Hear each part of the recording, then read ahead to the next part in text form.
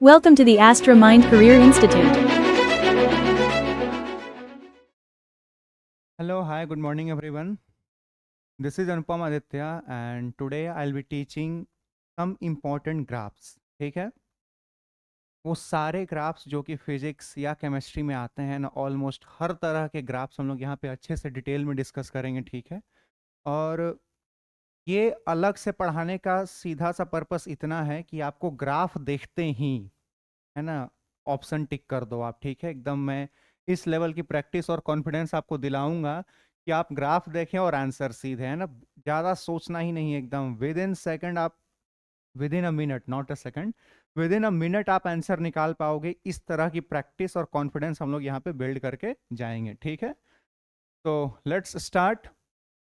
Graph की बात करते हैं तो सबसे पहले सबसे एकदम इजी इजी से स्टार्ट करते हैं कि एकदम स्ट्रेट लाइन का ग्राफ क्या होता है, उसकी इक्वेशंस क्या होती हैं ना, उसको अच्छे से डिटेल में पढ़ते हैं। ठीक है, तो 9th-10th में भी आप लोगों ने ऐसा ग्राफ बनाया होगा, है ना, बहुत, है ना, लीनियर इक्वेशन को ग्राफिकली कैसे रिप्रेजेंट करते हैं, है ना, ये सब 9th-10th में किया हुआ है आप लोगों ने। ठीक है, तो बस वही है, लीनियर इक्वेशन ही है ये इक्वेशन, जो होता है y equal to M x plus C. Straight line का जो जनरल फॉर्म ऑफ इक्वेशन है ना, वो होता है एम एक्स प्लस सी। जैसे फॉर एग्जांपल आपके सामने अगर मैं ग्राफ दे दूं, y इक्वेशन दे दूं y इक्वल टू 2x+3, इसको आप लोगों ने 9th और 10th में ग्राफिकली रिप्रेजेंट करना सीखा होगा। कैसे करते थे, एक्स की कोई वैल्यू एज्यूम करते थे। ठीक है, कोऑर्डिनेट्स पहले निकालते हैं ना, पॉइंट्स पहले निकालेंगे कोऑर्डिनेट्स के अकॉर्डिंग, और फिर उन पॉइंट्स को मैच कर देते थे तो एक स्ट्रेट लाइन मिल जाती थी। ठीक है, सेम मेथड यहाँ पे करना है। क्या करते थे, एक्स को पहले जीरो मान लिया, तो जीरो मान लेंगे तो वाई की वैल्यू 3, है ना। एक्स को अगर मैंने जीरो माना तो वाई की वैल्यू 3, एक्स को मैंने 1 माना तो वाई की वैल्यू कितनी, 5 हो जाएगी। ऐसे कर करके 3-4 पॉइंट्स लेते थे। ठीक है, और फिर लाइन ड्रॉ करते थे, वो हमें एक, है ना, एक ग्राफ मिल जाता था इस इक्वेशन का। ठीक है, 9th-10th में ऐसा अच्छे से किया हुआ है। तो बस अब उसी को थोड़ा और बेहतर ढंग से पढ़ लेते हैं। ठीक है, जो स्ट्रेट लाइंस होती हैं ना, जनरल इक्वेशन उनका होता है y equal to M x plus c. ठीक है, ये याद रखिएगा आपसे। जैसे ही आपको इक्वेशन आज के बाद एम एक्स प्लस सी के फॉर्म में दिखे, फॉर एग्जाम्पल 2x+3, 4x+4, है ना, ऐसा कुछ भी दिखे, सीधे समझना है कि इसकी जो ग्राफ, इसका जो ग्राफ रिप्रेजेंटेशन होगा, जो ग्राफ बनेगा इसका, वो केवल और केवल स्ट्रेट लाइन में ही होगा। ठीक है, आवाज जा रही है ना, लेट मी चेक, हाँ चलिए ठीक है। तो इस तरह के जो भी इक्वेशंस होंगे वो एकदम स्ट्रेट लाइन ही देंगे आपको ग्राफ पे। ठीक है, अब इसमें जो खास बात आपको ध्यान में रखनी है, y equal to M x plus c में ये जो m है ना, कोफिशिएंट ऑफ x, ये आपको स्लोप दे देता है ग्राफ का। सोचिए, है ना, केवल इक्वेशन देख करके आप बता सकते हैं कि ग्राफ का स्लोप क्या होगा, है ना। 9th-10th में नहीं बताया जाता, यहाँ पे मैं आपको बता रहा हूँ कि ये y equal to M x plus c जो इक्वेशन है, इसमें जो m है यानी कोफिशिएंट ऑफ x, वो आपको स्लोप बताता है कि आपका स्लोप कैसा होगा ग्राफ का। और स्लोप का मतलब क्या होता है, टेन थीटा, ट्रिग्नोमेट्री में ही पढ़ा था। स्लोप मतलब टेन थीटा, स्लोप निकालना मतलब टेन थीटा, और टेन स्लोप निकालना मतलब डिफरेंशिएशन, ये भी सीखा हुआ है। ठीक है, तो m मतलब स्लोप होता है, ये बात आज से पता होनी चाहिए। थीटा जो होता है वो स्लोप एंगल होता है इसमें, इस टेन थीटा में, ये जो थीटा है ना, ये होता है स्लोप एंगल। ऑब्वियस सी बात है, टेन थीटा स्लोप है तो थीटा स्लोप एंगल होगा। और स्लोप एंगल क्या होता है, जो पॉजिटिव एक्स एक्सिस से मेजर करें। ठीक है, जैसे ये रहा मेरा first, second, third, fourth quadrant, तो हमेशा पॉजिटिव एक्स एक्सिस से एंगल मेजर करते हैं। ठीक है, अगर मैं लाइन ऐसे भी ड्रॉ कर दूं ना, एंगल ऐसे ही मेजर होगा। ठीक है, ऐसे एंगल मेजर करते हैं, स्लोप एंगल। ठीक है, ये बात पता होनी चाहिए कि स्लोप एंगल हमेशा पॉजिटिव एक्स एक्सिस से मेजर करते हैं। ठीक है, ये नहीं कि जिधर से छोटा पड़ा उधर से मेजर कर लिया, नहीं, हमेशा पॉजिटिव एक्स एक्सिस है। ठीक है, ये बात ध्यान में होनी चाहिए। और जो सी है यहाँ पे, वो इंटरसेप्ट होता है वाई एक्सिस का, इंटरसेप्ट ऑन वाई एक्सिस। जैसे मान लीजिए कोई इक्वेशन है ना, जैसे y इक्वल टू 2x+3 मैंने लिया, या फिर x+3 लेते हैं, छोड़िए, x+3 लिया। यहाँ पे +3 का मतलब है ना कि जो स्ट्रेट लाइन आप ड्रॉ करेंगे वो y एक्सिस को p पॉइंट पे कट करेगा, तीसरे पॉइंट पे कट करेगा y एक्सिस पे, है ना। जैसे मान लीजिए अगर y इक्वल टू x+3 है, तो ये y को जहाँ पे कट करेगा ना, वहां पे ये 3 होगा।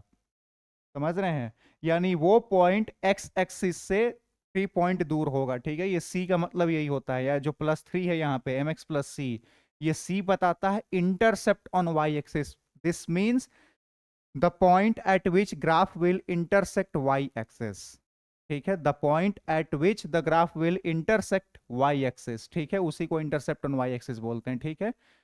तो ओवरऑल स्ट्रेट लाइन की इक्वेशंस क्या होती है, mx प्लस सी, उसमें m क्या होता है, स्लोप, स्लोप बताता है, ठीक है, और c क्या होता है, इंटरसेप्ट ऑन y एक्सिस, मतलब वो ग्राफ y एक्सिस को किस पॉइंट पे कट करेगा। बस स्ट्रेट लाइन में इतना ही पता होना चाहिए, ठीक है, इक्वेशन पता होना चाहिए और इसमें किसका क्या क्या मतलब है ये पता होना चाहिए। चलिए, आई होप यहां तक तो क्लियर होगा। यही ग्राफ है, जैसे देख लीजिए, ठीक है, ये एक्स एक्सिस, ये वाई एक्सिस हुआ, एक स्ट्रेट लाइन का ग्राफ है, ठीक है, जिसका इक्वेशन जनरल फॉर्म में mx प्लस सी लिख दिया हम लोगों ने। अब ये वाई एक्सिस को यहाँ पे कट कर रहा है ना, यही आपका सी है ना, ये जो लेंथ होगी वो सी होगी, यही पॉइंट सी है, ठीक है। अब यहाँ पे 3 रहता तो यहाँ पे 3 होता, ठीक है, वो तो ऑब्वियस सी बात है। तो एक हम लोगों ने जनरल फॉर्म पता कर लिया स्ट्रेट लाइन का, क्या होता है, y equals to M x plus c, ठीक है। चलिए, अब इसी को थोड़ा और अच्छे से डिटेल में देखते हैं। अब इक्वेशन क्या होता था, y equal to M x plus c होता था। अब m जो है, जो स्लोप है, तो स्लोप तो हम लोगों ने पढ़ा था कि पॉजिटिव भी होता है, नेगेटिव भी होता है, जीरो भी होता है, इनफाइनाइट भी होता है। तो केवल m देख करके क्या ये पता चल सकता है कि पॉजिटिव है या नेगेटिव है या जीरो है या इनफाइनाइट है? चल सकता है। कैसे चल सकता है, देखिए, अगर m आपका पॉजिटिव है तो स्लोप पॉजिटिव है ना। m क्या बताता है आपको, स्लोप बताता है। तो अगर m आपका पॉजिटिव है तो इसका मतलब स्लोप पॉजिटिव है, और स्लोप पॉजिटिव होने का मतलब है जो tan थीटा है, यानी tan थीटा की जो वैल्यू है वो 0 से 90 के बीच में होगी। तो सीधी सी बात है, अगर m आपका पॉजिटिव है तो जो एंगल होगा वो 0 से 90 के बीच में होगा, ठीक है। और ग्राफ कुछ ऐसा होगा, एक्यूट एंगल होगा वो, ऑब्वियस सी बात है ना, क्योंकि आपका स्लोप पॉजिटिव है। स्लोप पॉजिटिव है तो ऑब्वियस है कि इसकी tan थीटा की वैल्यू पॉजिटिव आनी चाहिए, और पॉजिटिव आने का मतलब है कि हाँ, ग्राफ तो ऐसा ही होगा, है ना, एक्यूट एंगल वाला ग्राफ होगा। एक्यूट एंगल वाला ग्राफ मतलब स्लोप पॉजिटिव, ठीक है। हम लोग ट्रिग्नोमेट्री में भी सीखे थे जब मैं स्लोप पढ़ा रहा था, ठीक है, कि जब लाइन ऐसी हो, एक्यूट एंगल बने तो ग्राफ पॉजिटिव होता है, ऐसा हो तो नेगेटिव होता है, ठीक है, ये स्लोप नेगेटिव होता है, ठीक है। वहां पे भी डिस्कस किया था, यहाँ पे भी देख लेते हैं। अगर आपका m नेगेटिव हो जाए, यानी ऑब्ट्यूस एंगल बनेगा। नेगेटिव तब होगा जब थीटा की वैल्यू 90 से 180 के बीच में होगी, है ना। Again according to ASTC rule, second quadrant में tan थीटा नेगेटिव होता है, ठीक है। तो ऑब्वियस है जब एंगल ऑब्ट्यूस बनेगा तो tan थीटा नेगेटिव यानी स्लोप नेगेटिव, यानी m नेगेटिव हुआ तो सीधे ग्राफ दिया नहीं होगा, इक्वेशन देख के पता सकते हैं कि स्लोप पॉजिटिव है या नेगेटिव है ना। For example y equal to -2x+4 में लिखूं तो यहाँ पे आपको m के बदले क्या दिख रहा है, -2 दिख रहा है ना। आप देख के बता सकते हो कि इसका ग्राफ कुछ ऐसा आएगा, ऑब्ट्यूस एंगल बनेगा, सॉरी ये थोड़ा ऐसा कुछ आएगा। आपको देख के नहीं लग रहा, देख के लगना चाहिए। y इक्वल टू -2x+4 है, ये देख के लगना चाहिए कि ग्राफ मेरा कुछ ऐसा आएगा, क्योंकि स्लोप मेरा नेगेटिव है, और स्लोप नेगेटिव है तो ऑब्वियस है कि ग्राफ मेरा ऑब्ट्यूस एंगल में फॉर्म करेगा। बस सीधा सा बात है। ये सब बताने का मतलब इतना ही है कि आपको इक्वेशन दिया जाए, ग्राफ तुरंत विजुअलाइज हो जाना चाहिए माइंड में, ठीक है। तो आई होप हो रहा होगा, ठीक है। चलिए, तो y अगर पॉजिटिव है तो ग्राफ कुछ वैसा दिखेगा, y कह रहे हैं m पॉजिटिव है तो ग्राफ कुछ वैसा दिखेगा, m नेगेटिव है तो ग्राफ कुछ ऐसा दिखेगा, और m अगर जीरो है यानी स्लोप जीरो है। m का मतलब क्या, स्लोप, स्लोप जीरो मतलब क्या, एकदम हॉरिजॉन्टल के साथ ही, तो just parallel to x axis हो जाता है लाइन, ठीक है, एकदम ऐसा, ठीक है। और अगर m इनफाइनाइट हो, tan थीटा की वैल्यू, tan 90 की वैल्यू इनफाइनाइट होती है, यानी आपका थीटा अगर 90 डिग्री हो जाए तो स्लोप आपका एकदम इनफाइनाइट हो जाएगा, पैरेलल टू वाई एक्सिस हो जाएगा उस केस में, ठीक है। तो इतने का मतलब क्या हुआ कि आपको m का वैल्यू देख करके, केवल इक्वेशन देख करके आपको ये आइडिया लग जाना चाहिए कि आपका ग्राफ ऐसा है कि ऐसा है कि ऐसा है कि ऐसा है। यही 4 तरह के हुए, ये हुआ एक्यूट, पॉजिटिव, ये हुआ ऑब्ट्यूस, ये हुआ इनफाइनाइट, और ये तो जीरो हुआ, ठीक है। इसको सीधा खींच लीजिए, ठीक है। चलिए, ये m देख करके पता चल जाना चाहिए, इक्वेशन देख करके ही पता चलना चाहिए कि ग्राफ कैसा होगा। ठीक है। अब सोचिए ना, आपको क्वेश्चंस में इक्वेशंस आए, ऑप्शन ग्राफ में है, अब क्वेश्चन देख करके टिक कर दोगे आंसर, सॉल्व करने की जरूरत भी कभी कभी नहीं पड़ती है। ठीक है, इसलिए मैं इतने अच्छे से डिटेल में बता रहा हूं कि आप m की वैल्यू देख करके पता लगा सको कि ग्राफ मेरा पॉजिटिव होगा या नेगेटिव होगा, ग्राफ किस तरह का दिखना चाहिए, आप m देख करके बता सकते हैं ना। सोचिए कितना आसान है। चलिए, एक और खास बात इसमें है ना, एक और मजेदार बात सिखाते हैं आपको, आइए। अब पॉसिबल वैल्यू ऑफ m तो देख लिया कि m पॉजिटिव है तो क्या हो गया, नेगेटिव है तो क्या होगा, और जीरो है और इनफाइनाइट तो क्या क्या होगा। ठीक है, उस केस में देख लिया। बचा एक सी का देख के कुछ पता चल सकता है कि ग्राफ कहाँ पे होगा। सी क्या होता है, ग्राफ वाई एक्सिस को कहाँ पे कट कर रहा है। अब वाई एक्सिस को वो ओरिजिन के ऊपर भी कट कर सकता है, नीचे भी कट कर सकता है, दो पॉसिबिलिटीज हैं। ठीक है, मान लीजिए दो ऑप्शंस आ गए जहाँ पे, हाँ ठीक है, एम तो पॉजिटिव दोनों में दिख रहा है, लेकिन एक बार ऊपर कट कर रहा है वाई को, एक बार नीचे कट कर रहा है, तब कैसे सिलेक्ट करेंगे। सी का रोल आ गया वहां पे। ठीक है, एकदम एग्जैक्ट मैं आपको बता रहा हूँ, आप इक्वेशन देख करके टिक करेंगे ग्राफ एकदम। देखिए, सीखिए यहाँ पे possible value of C, again चार पॉसिबिलिटीज बनती हैं सी की भी, या तो पॉजिटिव होगा या नेगेटिव होगा या जीरो होगा या इनफाइनाइट होगा। ठीक है, यही चार पॉसिबिलिटीज हैं। अब अगर पॉजिटिव हुआ तो ऑब्वियस सी बात है ना कि जो ग्राफ होगा वो आपको ऊपर ही कट करेगा वाई एक्सिस को, एक पॉसिबिलिटी तो ये हुई। ठीक है, कि आपका स्लोप पॉजिटिव है, पॉजिटिव है मतलब क्या, ऐसा कुछ एंगल होगा, एक्यूट एंगल होगा, ये एक्यूट एंगल है, देख लीजिए। ठीक है, एक्यूट एंगल है, और आपको यहां पे ऊपर कहीं कट करेगा, line passing from the Y axis above the origin. ठीक है, पहली पॉसिबिलिटी तो ये हो गई। दूसरी पॉसिबिलिटी, स्लोप नेगेटिव हो लेकिन फिर भी वो ऊपर तो कट कर सकता है, कर सकता है, ग्राफ कुछ ऐसा भी हो सकता है, ऊपर कट कर रहा है, ये दूसरी पॉसिबिलिटी है ना। कि सी पॉजिटिव हो, उसमें कितने कितने पॉसिबिलिटीज है, मैं आपको वो बता रहा हूं। ठीक है, अगर आपका सी पॉजिटिव है तो तीन पॉसिबिलिटीज है उसमें भी, कि ग्राफ कैसा दिख सकता है। एक तो ऐसा दिख सकता है कि आपका स्लोप पॉजिटिव है, दूसरा वैसा दिख सकता है कि आपका स्लोप तो नेगेटिव है लेकिन सी वही पॉजिटिव है, तो ऑब्वियस है कि ओरिजिन के ऊपर ही वाई एक्सिस को कट करेगा। सी पॉजिटिव होने का क्या मतलब है कि वाई के पॉजिटिव, है ना, वाई के पॉजिटिव वाले वैल्यू पे ग्राफ कट कर रहा है, तो ऑब्वियस सी बात है चाहे ग्राफ कैसा भी हो ऊपर ही कट करेगा वाई एक्सिस को, ओरिजिन के ऊपर ही कट करेगा, सीधी सी बात है। ये दो पॉसिबिलिटीज हो गई।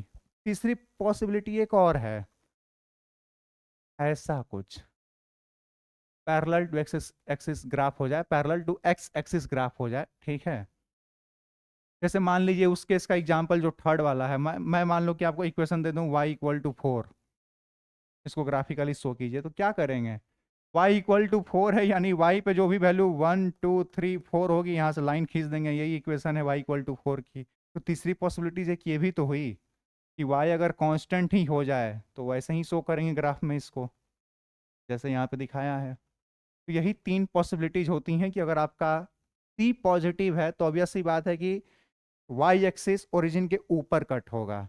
तीन तरीके से कट हो सकता है, अगर आपका स्लोप पॉजिटिव है, अगर नेगेटिव है और स्लोप वहां पे तो जीरो है, कुछ है ही नहीं। ठीक है, अब आइए बात करते हैं अगर सी आपका नेगेटिव हो। नेगेटिव हो तो सेम वही नीचे कट करेगा। अब ऐसा कुछ ग्राफ होगा एक्यूट एंगल के केस में। ठीक है, ऐसा कुछ ग्राफ होगा ऑब्ट्यूस एंगल के केस में, और ऐसा कुछ ग्राफ होगा, है ना, कि मान लीजिए y इक्वल टू -4 दे दूं,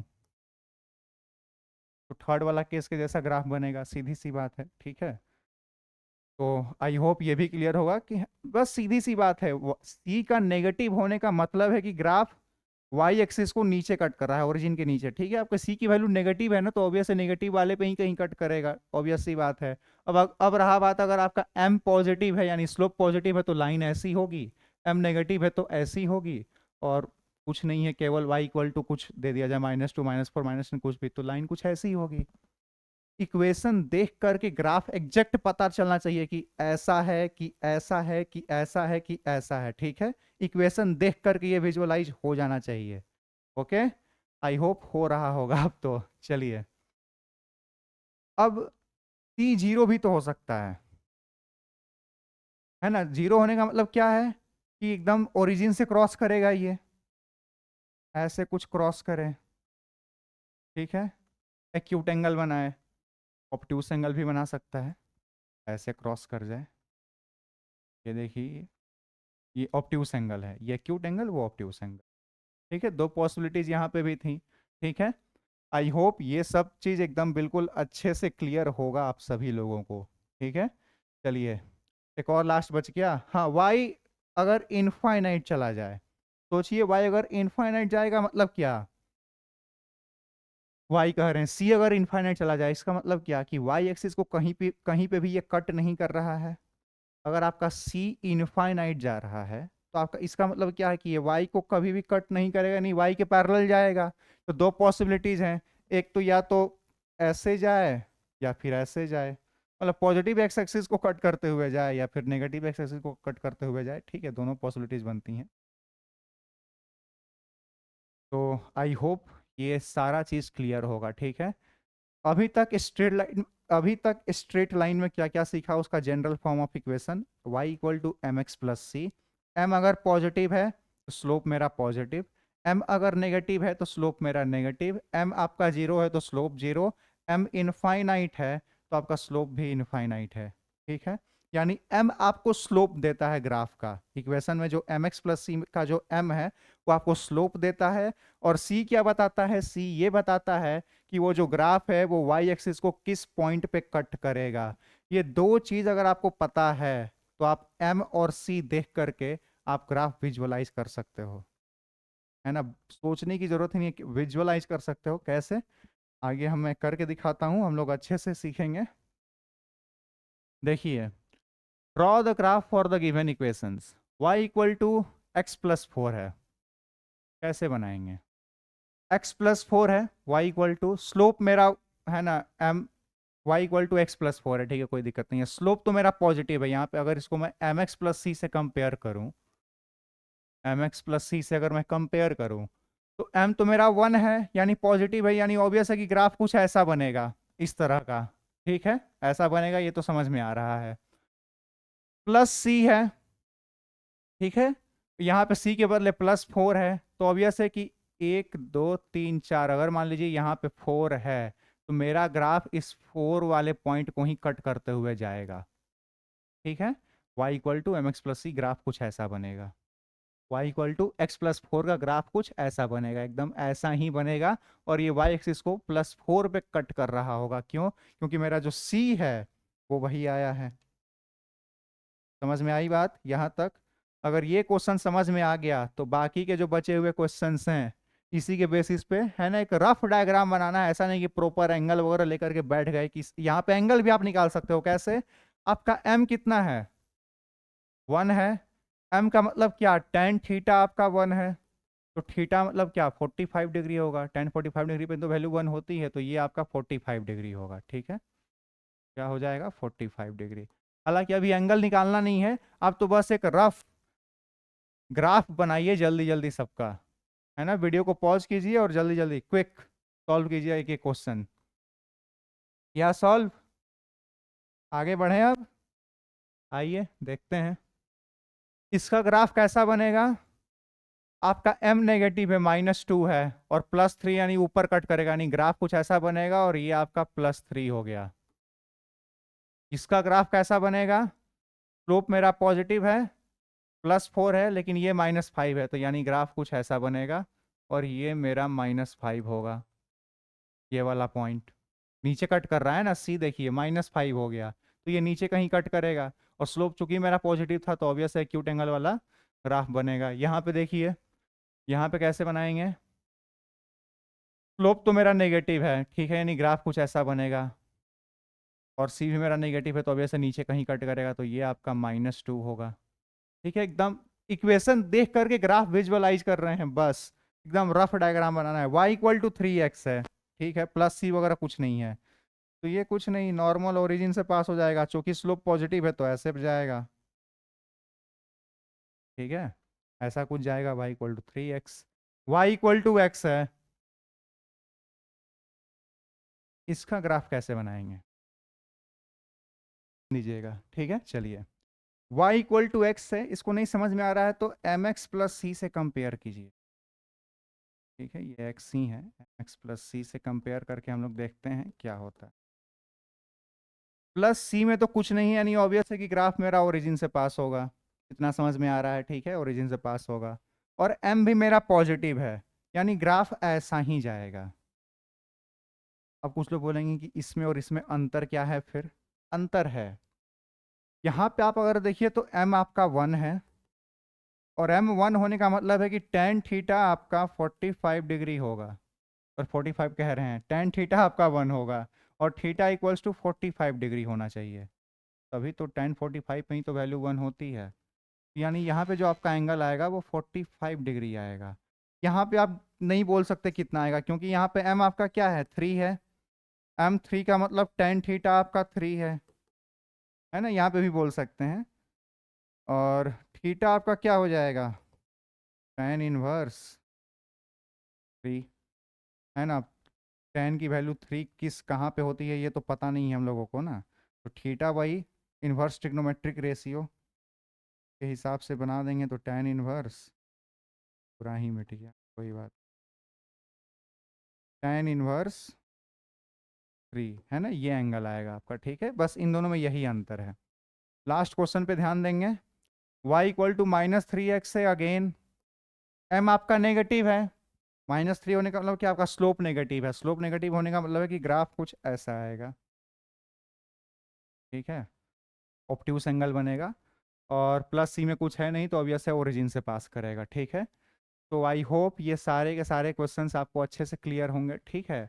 अब कुछ लोग यहाँ पे कोऑर्डिनेट्स वगैरह लिख देते हैं, है ना, जैसे इस पॉइंट का कोऑर्डिनेट आप क्या लिखेगा यहाँ पे, इस ये जो पॉइंट का कोऑर्डिनेट कैसे लिखेंगे, इसका कोऑर्डिनेट लिखेंगे 0,3। कोऑर्डिनेट लिखने आता है ना, पहले एक्स कोऑर्डिनेट लिखते हैं फिर वाई कोऑर्डिनेट लिखते हैं, तो जो पॉइंट वाई एक्सिस पे ही होता है उसका एक्स कोऑर्डिनेट 0 होता है, और चूंकि ये वाई और y कोऑर्डिनेट जो है वो जितना यहाँ पे है तो +3, तो +3 इसका तो कोऑर्डिनेट ऐसे लिखेंगे, ठीक है, पहले x कोऑर्डिनेट लिखते हैं फिर y कोऑर्डिनेट लिखते हैं, ठीक है। आप चाहें तो हर एक का है ना कोऑर्डिनेट्स वगैरह भी लिख सकते हैं, ज़्यादा बढ़िया है, लेकिन अब तो वो तो मैं सिखा नहीं रहा, जो सिखा रहा हूँ वो समझ में आना चाहिए, कि आपको इक्वेशन देखते ही ग्राफ विजुअलाइज हो जाए माइंड में, ठीक है, कि मेरा m कैसा है ऐसा है तो ऐसा होगा, ठीक है, c कैसा है ऐसा है तो ऐसा होगा, ठीक है। बस इतना कुछ बताने का, अगर आप है ना, इतना कुछ बताना मेरा सार्थक होगा अगर आप इक्वेशन देख करके ग्राफ निकाल लेते हैं, और ग्राफ दिया हुआ है तो तुरंत इक्वेशन माइंड में आ जाना चाहिए, ठीक है। चलिए आगे बढ़ते हैं, क्वेश्चन को सॉल्व कीजिए, वीडियो को पॉज कीजिए और एक एक क्वेश्चन सॉल्व कीजिए, जल्दी कर लिया। आइए, for the given graph which equation is the correct representation of it, ठीक है, ये आपका ग्राफ क्वेश्चन में गिवन है, ठीक है, इसके लिए कौन सा इक्वेशन करेक्ट रिप्रेजेंटेशन होगा, ध्यान दीजिए। मेरा स्लोप क्या है, पॉजिटिव है या नेगेटिव, इसको थोड़ा और बढ़ा देते हैं, स्लोप तो मेरा पॉजिटिव है ना, क्योंकि m क्या है, m क्या है, वो स्लोप दिखाता है, ठीक है। तो मेरा ये एक्यूट एंगल बन रहा है, ग्राफ पहले देखा, अब तक इक्वेशन से ग्राफ बना रहे थे, अब यहाँ पे ग्राफ दिया हुआ है, अब इसका इक्वेशन हमको फाइंड करना है कि इन चारों में से कौन सा ऑप्शन सही है। तो ये देख करके तो लग रहा है कि चूंकि ग्राफ एक्यूट एंगल बना रहा है पॉजिटिव एक्स एक्सिस से, तो m मेरा पॉजिटिव होना चाहिए, m मेरा पॉजिटिव किस में है, इसमें है और इसमें है, यानी ये दोनों तो कैंसिल, ये दोनों नहीं हो सकते। अब ये वाई एक्सिस को नीचे कट कर रहा है, नीचे कट कर रहा है मतलब मेरा सी भी नेगेटिव होना चाहिए, सी मेरा नेगेटिव केवल यही है, तो यानी ये भी ऑप्शन खत्म, यानी बचा केवल ये, देखे, ग्राफ दे करके इक्वेशन बना लिया हम लोगों ने, ठीक है। चलिए, for the given straight line equations find the value of slope, slope angle and c, हाँ सब चीज़ बताना है, इस बार ग्राफ नहीं बनाना, आपको स्लोप बताना है कितना होगा, स्लोप एंगल भी बताना है और सी भी बताना है। चलिए वीडियो को पॉज कीजिए और क्वेश्चन को अभी के अभी सॉल्व करके दिखाइए, क्विक, जल्दी कर लिया सॉल्व, है ना, कुछ लोग तो मेरे ही साथ करते हैं, महान लोग हैं ये, है ना, कि टाइम बर्बाद क्यों करें, भैया करेंगे ही तब कर लेंगे हम भी। आइए, y equal to X plus 5 है, इसको एम एक्स प्लस सी से कंपेयर करेंगे, तो m मेरा क्या मिला 1, this implies theta equals to 45 degree मिल गया, स्लोप तो पता ही है 1, स्लोप एंगल भी पता चल गया, और c तो पता ही है, c आपका 5 है, बस इतना ही निकालना है हर एक क्वेश्चन में। स्लोप क्या होता है, एम स्लोप है, यानी tan थीटा इक्वल्स टू 1, tan थीटा equals to 1 that means theta equals to 45 degree, ठीक है। और सी आपका 5 है। बस यही काम सब में कीजिए। चलिए अब तो कीजिए, अब तो बहुत आसान लग रहा होगा। जल्दी क्विक कर लिया। आइए देखते हैं। एम मेरा यहाँ पे क्या हो जाएगा, -1, ठीक है। दिस इम्प्लाइज कि tan थीटा आपका -1 है, ठीक है। तो थीटा की वैल्यू क्या हो जाएगी, 180 डिग्री -45 डिग्री होगी। हाँ अब यहाँ पे भी ध्यान दीजिए, मैंने 180 डिग्री -45 डिग्री क्यों लिखा है ना। ये दो ठो तो पता होना चाहिए आपको। tan 180 plus theta equal to tan theta ही होता है, और tan 180 degree minus theta equals to tan theta, ठीक है। ये माइनस में भी होता है, tan 180 degree minus theta equals to minus tan theta, ये होता है, ठीक है। ट्रिग्नोमेट्री में मैंने बताया था, और आई होप ये सब आप लोगों को याद होगा, जिन्हें ये भी नहीं पता कि ये सब कैसे लिख रहे हैं, ठीक है। तो जिसको दिक्कत है वो चाहे तो ट्रिग्नोमेट्री वाला लेक्चर देख कर के आए, ठीक है। अब ध्यान दीजिए यहाँ पे, ऑब्वियस सी बात है ना, अगर आपको ASTC रूल पता है, ASTC रूल, तो tan थीटा की वैल्यू थर्ड क्वाड्रेंट में पॉजिटिव होती है, यानी ये तो समझ में आ रहा है कि थर्ड क्वाड्रेंट में पॉजिटिव जाएगी, हाँ ठीक है, समझ में आ रहा है। और सेकंड क्वाड्रेंट में नेगेटिव जाती है, ठीक है। और 180 रहता है तो फंक्शन चेंज नहीं करते, ज्यों का त्यों वैल्यू लिख देते हैं, tan थीटा का तो tan थीटा, ठीक है। अब ध्यान दीजिए, यहाँ पे मेरा स्लोप नेगेटिव, यानी वैल्यू मुझे नेगेटिव चाहिए। नेगेटिव चाहिए तो नेगेटिव चाहिए, तो ये तो हम लिख नहीं सकते कि tan 180 प्लस थीटा कर देते हैं, तो बचा केवल यही, इसलिए मैंने tan 180 डिग्री -45 डिग्री किया था, ठीक है। आई होप ये क्लियर होगा, ठीक है आपको, क्योंकि स्लोप नेगेटिव है ना। स्लोप नेगेटिव है तो tan, स्लोप नेगेटिव है यानी tan थीटा नेगेटिव है। अब tan थीटा नेगेटिव है तो ऑब्वियस है कि वो सेकंड क्वाड्रेंट में होगा, थर्ड क्वाड्रेंट में जा नहीं सकता। तो 180 डिग्री -45 डिग्री, तो आपको थीटा का जो एक्चुअल वैल्यू होगा 135 डिग्री ही होगा, ठीक है, 135 डिग्री। आपका स्लोप पता चल गया, स्लोप एंगल पता चल गया, और सी तो पता ही है, +3 है, ठीक है। चलिए इसको सॉल्व करते हैं। इसको क्या mx+c के फॉर्म में नहीं दिख रहा, कोई नहीं, इसको उसके फॉर्म में ले आएंगे। पहले √3 को उधर कर दीजिए, तो ये y equals to 3x+2 whole divided by √3 होगा, ठीक है। यहाँ तक किसी को कोई दिक्कत नहीं होना चाहिए। अब y इक्वल टू 3/√3x+2/√3 लिख सकते हैं, है ना। फ्रैक्शन का एडिशन और सब्ट्रैक्शन दूसरी तीसरी क्लास के कॉन्सेप्ट है ना, वही अप्लाई कर रहा हूँ, ठीक है। बहुत है ना, बेसिक मैथ्स पढ़ रहे हैं, ठीक है, बहुत हार्ड एंड फास्ट कैलकुलेशन नहीं करेंगे। अब इसको सॉल्व कर दीजिए ना, y इक्वल टू ये क्या हो जाएगा, √3x+2/√3 हो जाएगा, ठीक है। अब आपको m दिख रहा होगा क्लियर, और c तो जो है सो है ही, ठीक है। तो आपको m क्या दिख रहा है यहाँ पे, √3 दिख रहा है। इसका मतलब क्या है कि थीटा आपका क्या है, 60 डिग्री है, क्योंकि tan 60 पे ही √3 वैल्यू होती है। tan 60 पे वैल्यू √3 की होती है, तो आपको स्लोप भी पता चल गया और स्लोप एंगल भी पता चल गया, ठीक है। स्लोप पता चल गया आपका क्या, √3, और उससे स्लोप एंगल पता चल गया कि हाँ 60 डिग्री है। अब c तो मेरा पता ही है कि जो 2/√3 है वही c है, c मेरा क्या है 2/√3, है ना। mx+c का फॉर्म ये रहा, mx+c ये है, ठीक है। इसको कंपेयर करेंगे y इक्वल टू mx+c, ठीक है, इसको कंपेयर करेंगे। तो उससे कंपेयर किया तो मेरा m ये और c मेरा ये, है ना। यहीं से देख करके नहीं बोल देना है कि c+2 है, गलत हो जाएगा, ठीक है। ये नहीं कि हाँ देखा, हाँ ठीक है, c तो मेरा 2 दिख रहा है, नहीं, इधर केवल y होना चाहिए। y इक्वल टू mx+c के फॉर्म में जो c होगा वो आपका इंटरसेप्ट है, ठीक है। ये बात ध्यान रखिएगा। इसको सॉल्व करते हैं।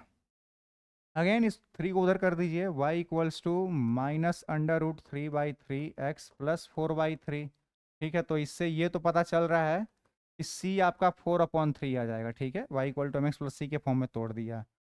अब y इक्वल टू ये क्या, माइनस का 1/√3 x+4/3 है, c तो मेरा यहीं पे पता चल गया, ठीक है, c आपका 4/3 है। अब यहां से मुझे m दिख रहा है माइनस का 1/√3 आया, अब कुछ लोग सोच रहे हैं प्लस का 1/√3 आता तो सीधे दिख रहा था कि थीटा मेरा 30 डिग्री है। कोई बात नहीं, माइनस में आया है ना, वही कॉन्सेप्ट जो यहाँ पे लगाया था 180 माइनस थीटा का, तो 180 माइनस 30 कर देंगे, थीटा मेरा क्या हो जाएगा 180 डिग्री माइनस का 30 degree, 1 theta equals to 180 degree minus का 30 डिग्री। क्यों किया?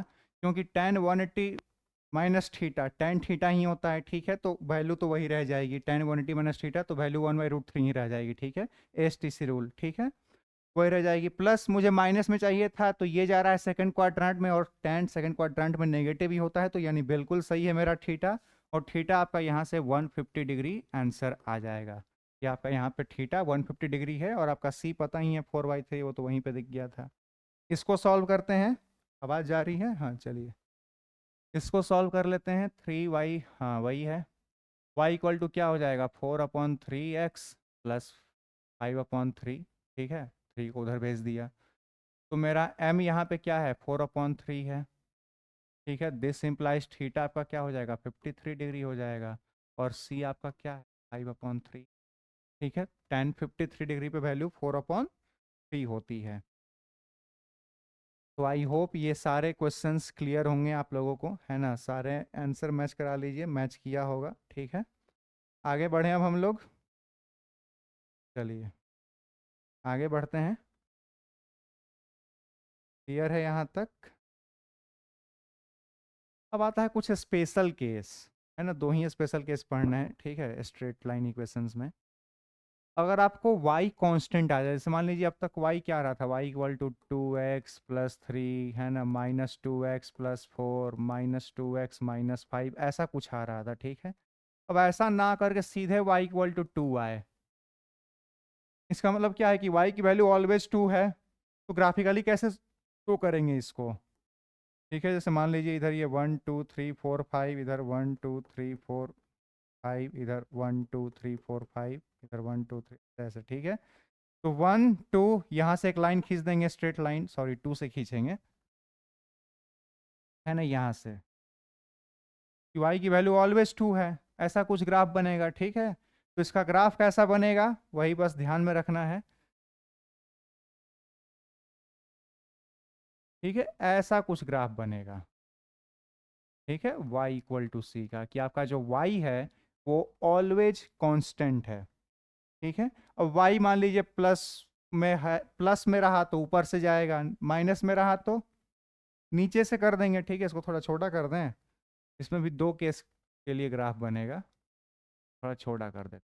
ये तो तब है जब y आपका पॉजिटिव है, y अगर आपका नेगेटिव आ जाए तो क्या ग्राफ ऐसा जाएगा, इफ y नेगेटिव हो, और ये तब है जब इफ y पॉजिटिव, ठीक है, अगर y पॉजिटिव है तो ऐसा ग्राफ, y नेगेटिव है तो ऐसा ग्राफ, है ना। ये मेरा x एक्सिस है, ये x है, ये y है, ये y, ठीक है, ये सब तो पता ही होना चाहिए, ठीक है। तो आई होप पहला केस समझ में आ गया होगा, ठीक है। इसमें कुछ नहीं, अगर y आपका कांस्टेंट हो जाए तो सीधी सी बात है कि जो लाइंस हैं वो x एक्सिस के पैरेलल हो जाएंगी, ठीक है। अगर आपका y कांस्टेंट हो जाए तो आपका लाइन x एक्सिस के पैरेलल हो जाता है। आई होप ये क्लियर है। नेक्स्ट देखिए, अगर आपका x कांस्टेंट हो जाए, x कांस्टेंट हो जाए मतलब जो मेरा ग्राफ है, इसमें भी दो केस छोटा छोटा पहले ही बनाते हैं, ठीक है, दो केस इसमें भी बनेगा। एक तो हो कि ऐसा ग्राफ बन जाए अगर आपका x पॉजिटिव है, इफ x पॉजिटिव, है ना, और अगर नेगेटिव है तो ऐसा बनेगा, इफ x नेगेटिव, ठीक है, बहुत आसान है।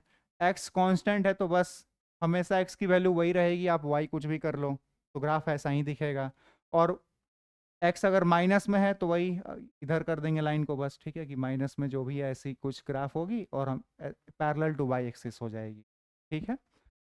तो आई होप यहाँ तक क्लियर होगा, ठीक है। स्पेशल केस कुछ खास नहीं था ना, जिसको स्ट्रेट लाइन इक्वेशंस बहुत अच्छे से पता है वो काफ़ी अच्छे से लिख पाएगा।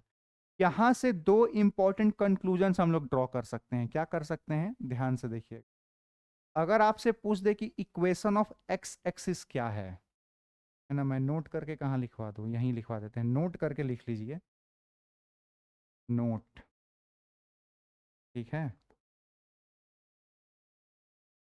Red colour. Equation of x axis कोई पूछे कि एक्स एक्सिस का इक्वेशन क्या होगा, है ना, ये जो एक्स एक्सिस है आपका, ये का इक्वेशन आप क्या लिखेंगे, कि इसको अगर आपको इक्वेशन के फॉर्म में लिख रहे हो तो क्या लिखेंगे। तो देखिए ना, ये जो एक्स एक्सिस है वो वाई को कहाँ पे कट कर रहा है, जीरो पे, है ना। चूंकि एक्स एक्सिस है तो ऑब्वियस है कि इसका equation y equal to zero होगा, बस यही है एक्स एक्सिस का equation, y equals to zero, ये एक्स एक्सिस का इक्वेशन है, ठीक है, ये बात ध्यान में रखिएगा। सिमिलरली अगर आपको इक्वेशन ऑफ y एक्सिस कोई पूछे, इक्वेशन ऑफ y एक्सिस कोई पूछे, तो ये x इक्वल टू जीरो होगा, कॉमन सेंस की बात है ना। Equation of X Y axis मतलब क्या, ये वाली एक्सिस, ये एक्स को कहाँ पे कट करते हुए जा रही है, इसके बारे में बात करना है। तो जब इसी के बारे में बात करना है तो किसी दूसरे के रिस्पेक्ट में बात करेंगे, ठीक है। तो दूसरे के रिस्पेक्ट में क्या, ये जीरो पे कट कर, यानी X equal to zero is the representation of Y axis. थोड़ा सा है ना ये, है ना, अब एक्स एक्सिस का equation Y equal to zero लिखते हैं ना, जैसे मान लीजिए कभी कोई 9th-10th में एमसीक्यू में क्वेश्चन आया करते थे, ठीक है। Equation of x axis is, maximum बच्चे गलत करके आते थे, मैक्सिमम बच्चे, है ना। Equation of x axis x equal to zero tick करके आ गए, थोड़ा सा सोच लिया होता, थोड़ा सा, है ना। खैर उस समय छोटे छोटे थे, उतना सोचते नहीं थे, अब सोच रहे हैं ना। इक्वेशन ऑफ एक्स एक्सिस पूछ रहा है, और आप उसको एक्स कहीं रिस्पेक्ट में बता रहे हो, भैया वो तो पूछ ही रहा है ना एक्स एक्सिस, मुझे बताओ भैया मैं कैसे जाना जाऊं, आप उसको उसी के, है ना। तो फिर ऑब्वियस है ना कि वाई एक्सिस के रिस्पेक्ट में बताएंगे कि हाँ तुम्हारा इक्वेशन ये है और तुम्हारा ये है, ठीक है। तो ये बातें एकदम जो 9th-10th वाले बच्चे देख रहे हैं, एकदम अच्छे से रट लेना भैया, एमसीक्यू में आते हैं, ठीक है। और जो 11th-12th वाले हैं उनको तो खैर ये सब छोटी मोटी बातें, तो आपको तो एकदम टिप्स पे होनी चाहिए, ठीक है। चलिए, स्ट्रेट लाइन इक्वेशंस यहाँ पे कंप्लीट होता है, ठीक है। स्ट्रेट लाइन इक्वेशंस में क्या क्या सीखा, एम एक्स प्लस सी सीखा, बस और कुछ नहीं। एम क्या होता है, स्लोप बताता है, सी क्या होता है, इंटरसेप्ट बताता है, बस। और इक्वेशंस ऑफ एक्स एक्सिस और वाई एक्सिस सीखा है, बस अभी तक इतना ही पता होना चाहिए, ठीक है। एकदम रटा हुआ हो तो बहुत बढ़िया है, रटा हुआ हो तो बहुत बढ़िया है, ठीक है। चलिए, आवाज़ जा ही रही है अभी पावर कट हो गया था इसलिए मैंने देखा कि, चलिए अब बात करेंगे सेकंड टाइप का जो ग्राफ होता है, एक होता है पैराबोला। स्ट्रेट लाइन इक्वेशंस पढ़ लिया, अब हम लोग पढ़ेंगे पैराबोला। पैराबोला क्या होता है, इसका जनरल इक्वेशन होता है y equal to k x square, है ना। स्ट्रेट लाइन की इक्वेशंस क्या होती थी, y equal to M x plus c, इसका क्या होता है y equal to k x square, जहाँ पे k कोई भी कांस्टेंट होगा, जहाँ पे k कोई कांस्टेंट है, और y और x तो है ना वो तो ग्राफ वाले, जैसे अब यहाँ पे भी चार केसेस हम लोग पढ़ेंगे। y equal to k x square में अगर k आपका पॉजिटिव है, y equals to k x square में अगर आपका k पॉजिटिव है, फिर क्या होगा, ठीक है। तो देखते हैं, इसको प्रॉपर सॉल्व करते हैं, ठीक है। मान लिया कि लेट k इक्वल्स टू 1 है पॉजिटिव में, ठीक है।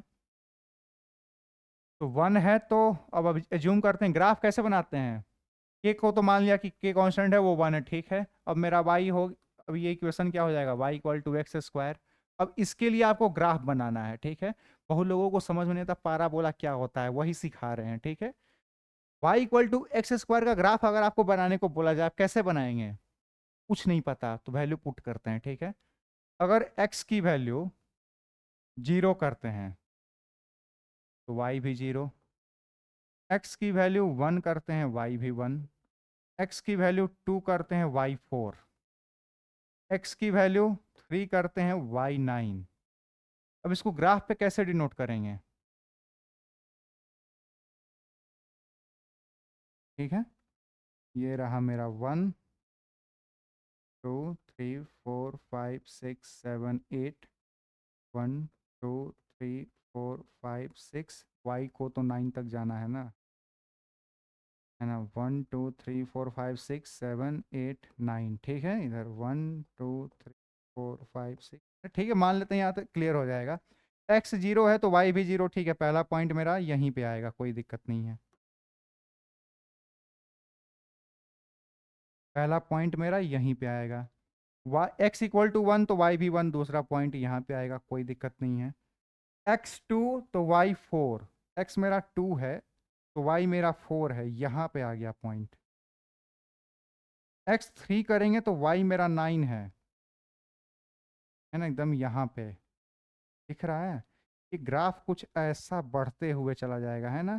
अब जितना ये बढ़ाओगे उतना ही बढ़ता हुआ जाएगा, ठीक है, इसका स्लोप और, है ना, बढ़ता हुआ चला जाएगा, ठीक है। सिमिलरली अगर आप x -1 ले लो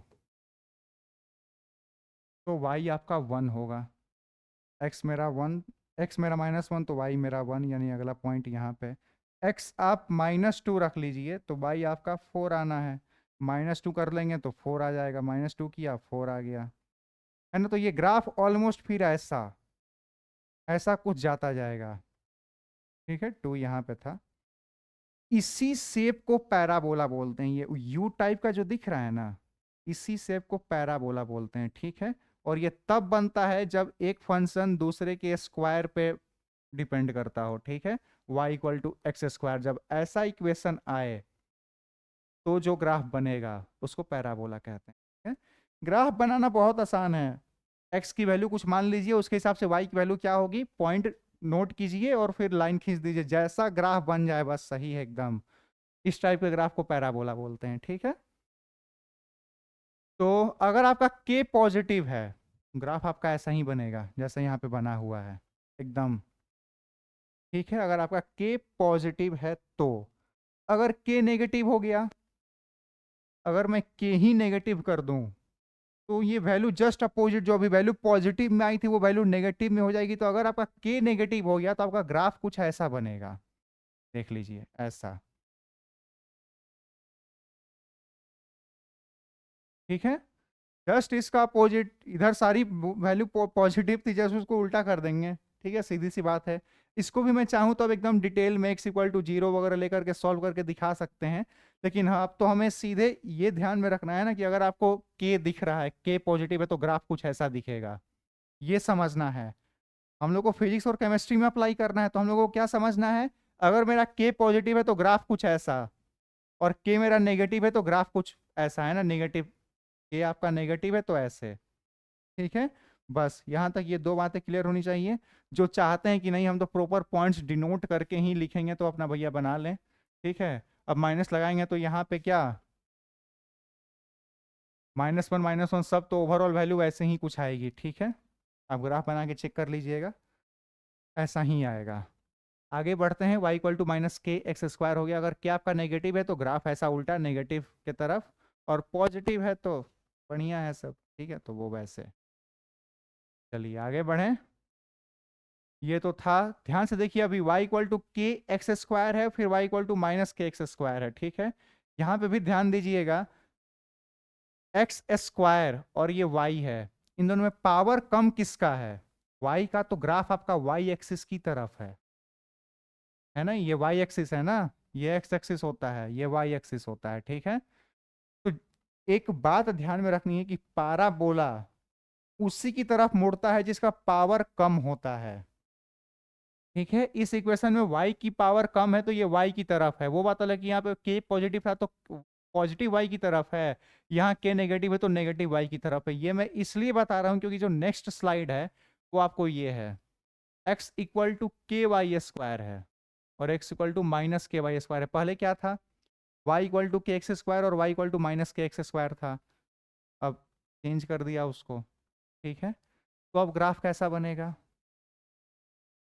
अब जिन्हें पता है कि जिसकी पावर कम होती है ग्राफ उधर ही मुड़ता है ना, खुलता है, आई मीन। तो अभी पावर किसकी कम है, x की, और k मेरा पॉजिटिव है तो ग्राफ कुछ ऐसा बनेगा, x की तरफ खुलेगा और पॉजिटिव x की तरफ खुलेगा, क्यों, क्योंकि k मेरा पॉजिटिव है। इसमें ग्राफ कैसा बनेगा, ऐसा बनेगा। पावर किसकी कम है, x की पावर कम है और k नेगेटिव है, यानी -x की तरफ ग्राफ खुलेगा भैया, यानी ग्राफ कुछ ऐसा बनेगा। देखा, इतना आसान है। है ना। के की वैल्यू अगर पता हो फिर है ना आदमी क्या नहीं कर सकता। ठीक है, तो यहाँ पे क्या क्या बात ध्यान में रखनी है एकदम नोट करके लिख लीजिए, है ना। एकदम सही पॉइंट भी है तो नोट करके आप डेफिनेटली लिख सकते हैं नोट, है ना। एकदम शुद्ध हिंदी में लिखते हैं, ठीक है। जिसकी पावर जिसकी जिसकी पावर कम होगी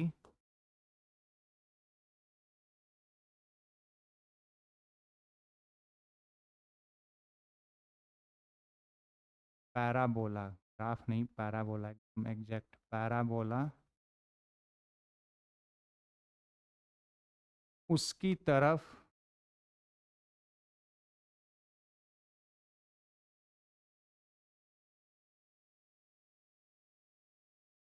खुलेगा।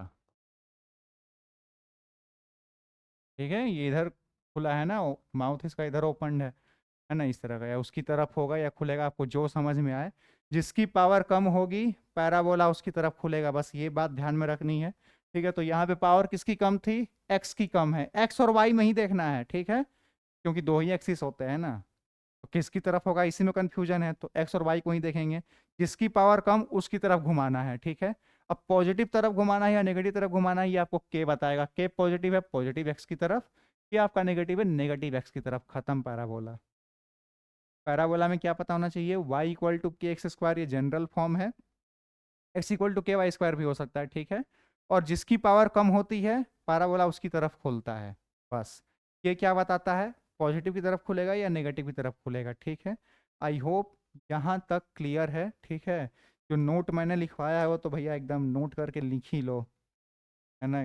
बहुत इंपॉर्टेंट लाइन है ये, पता ही होना चाहिए, है ना। अगर आपको मिनटों में आंसर चाहिए तो पता होना चाहिए। अब एक रफ, जैसे स्ट्रेट लाइन इक्वेशंस में ग्राफ बनाया था रफ एकदम, वैसे ही इन लोगों के लिए भी भैया रफ डायग्राम बना दीजिए जल्दी जल्दी, ठीक है, ताकि पैराबोला भी बढ़िया से क्लियर हो जाए हम लोगों का। बना लिया, आइए देखते हैं सॉल्यूशन। ब्लू कलर कर लें, ब्लू कलर हो गया। सॉल्यूशन, ग्राफ कैसा बनेगा, वाई की तरफ झुकेगा, माइनस की तरफ झुकेगा, यानी ग्राफ कुछ ऐसा बनेगा, ऐसा बनेगा। क्लियर है ना। बस ऐसे ही रफ स्केच बनाना है सब में। y और x में किसकी पावर कम है, y की, तो यानी ऑब्वियस है कि y की तरफ झुकेगा। नेगेटिव की तरफ झुकेगा वो कैसे पता चला, तो मेरा ये -2 था, माइनस में था। यहाँ पे देखिए, यहाँ पे भी y कम है लेकिन k पॉजिटिव है, तो ग्राफ कुछ ऐसा बनेगा ना, एकदम ओरिजिन से सटा हुआ जाएगा ऐसे, ठीक है। यहाँ पे देखिए x की पावर कम है, 3 पॉजिटिव है, तो यानी ग्राफ कुछ ऐसा बनेगा। यहाँ पे देखिए x की पावर कम है और k मेरा नेगेटिव, यानी ग्राफ कुछ ऐसा बनेगा, ठीक है। ऐसा ही बना है ना सबका, चलिए बहुत बढ़िया, है ना। अब तो एकदम इक्वेशंस देख करके ग्राफ एकदम यूं चुटकी बजाते एकदम आना चाहिए, ठीक है। चलिए next, parabola will pass from the origin if, हाँ। अब तक हम लोगों ने देखा कि इन चारों केस में पैराबोला ओरिजिन से पास कर रहा था, मैंने एक जगह बोला भी कि ओरिजिन से पास करेगा, ठीक है। ये बात ध्यान में रखिएगा, क्यों, क्योंकि इसके प्लस माइनस में कुछ नहीं है ना, है ना। क्योंकि अगर आप यहाँ पे x 0 रखो तो y भी 0 आ रहा है, तो ओरिजिन से पास करेगा, सीधी सी बात है। अब यहाँ पे अगर मैं x 0 रख दूँ तो गारंटी नहीं है y 0 भी आए, प्लस माइनस जो होगा वहां से ग्राफ पास करेगा, यानी ठीक है। अगर +3 है तो ऊपर कर देंगे, ठीक है, -3 है तो नीचे कर देंगे, ठीक है। मेथड वही है, बस ध्यान दे दीजिए यहाँ पे कैसे करेंगे। जैसे यहाँ पे फॉर एग्जाम्पल 2x² + 4 है, ठीक है। इसको देखिए, पावर किसकी कम है, y की, k पॉजिटिव, यानी ग्राफ तो ऐसा बनेगा। लेकिन इस बार ओरिजिन से नहीं ऊपर पास करेगा, और कहां से पास करेगा, +4 से पास करेगा। ये जो पॉइंट होगा ये +4 होगा, बस इतना आसान है, बस इतना ही जानना था इसमें, कि जिसकी पावर कम है उसकी तरफ खुलेगा, ठीक है। पॉजिटिव है तो ऊपर की तरफ ही खुलेगा, +4 है तो बस +4 कर देंगे, ठीक है। अगर यहीं पे ये -4 होता तो -4 करते एकदम ग्राफ है यहाँ से जाता, खुलता पॉजिटिव वाई एक्सिस की तरफ ही, लेकिन बस नीचे से जाता। ठीक है, तो आई होप ये समझ में आ गया है। तो बाकी जो 3 क्वेश्चंस हैं उसको अभी के अभी सॉल्व करके दिखाइए जल्दी, क्विक। कर लिया सॉल्व? कर ही लिया होगा। आइए देखते हैं क्या है इसमें, ग्राफ कैसा बनेगा। वाई की तरफ ही खुलना है ना, नेगेटिव की तरफ खुलना है, ठीक है, ऐसे खुलना है, लेकिन +3 है तो ऐसा जाएगा। तो ये क्या हो जाएगा,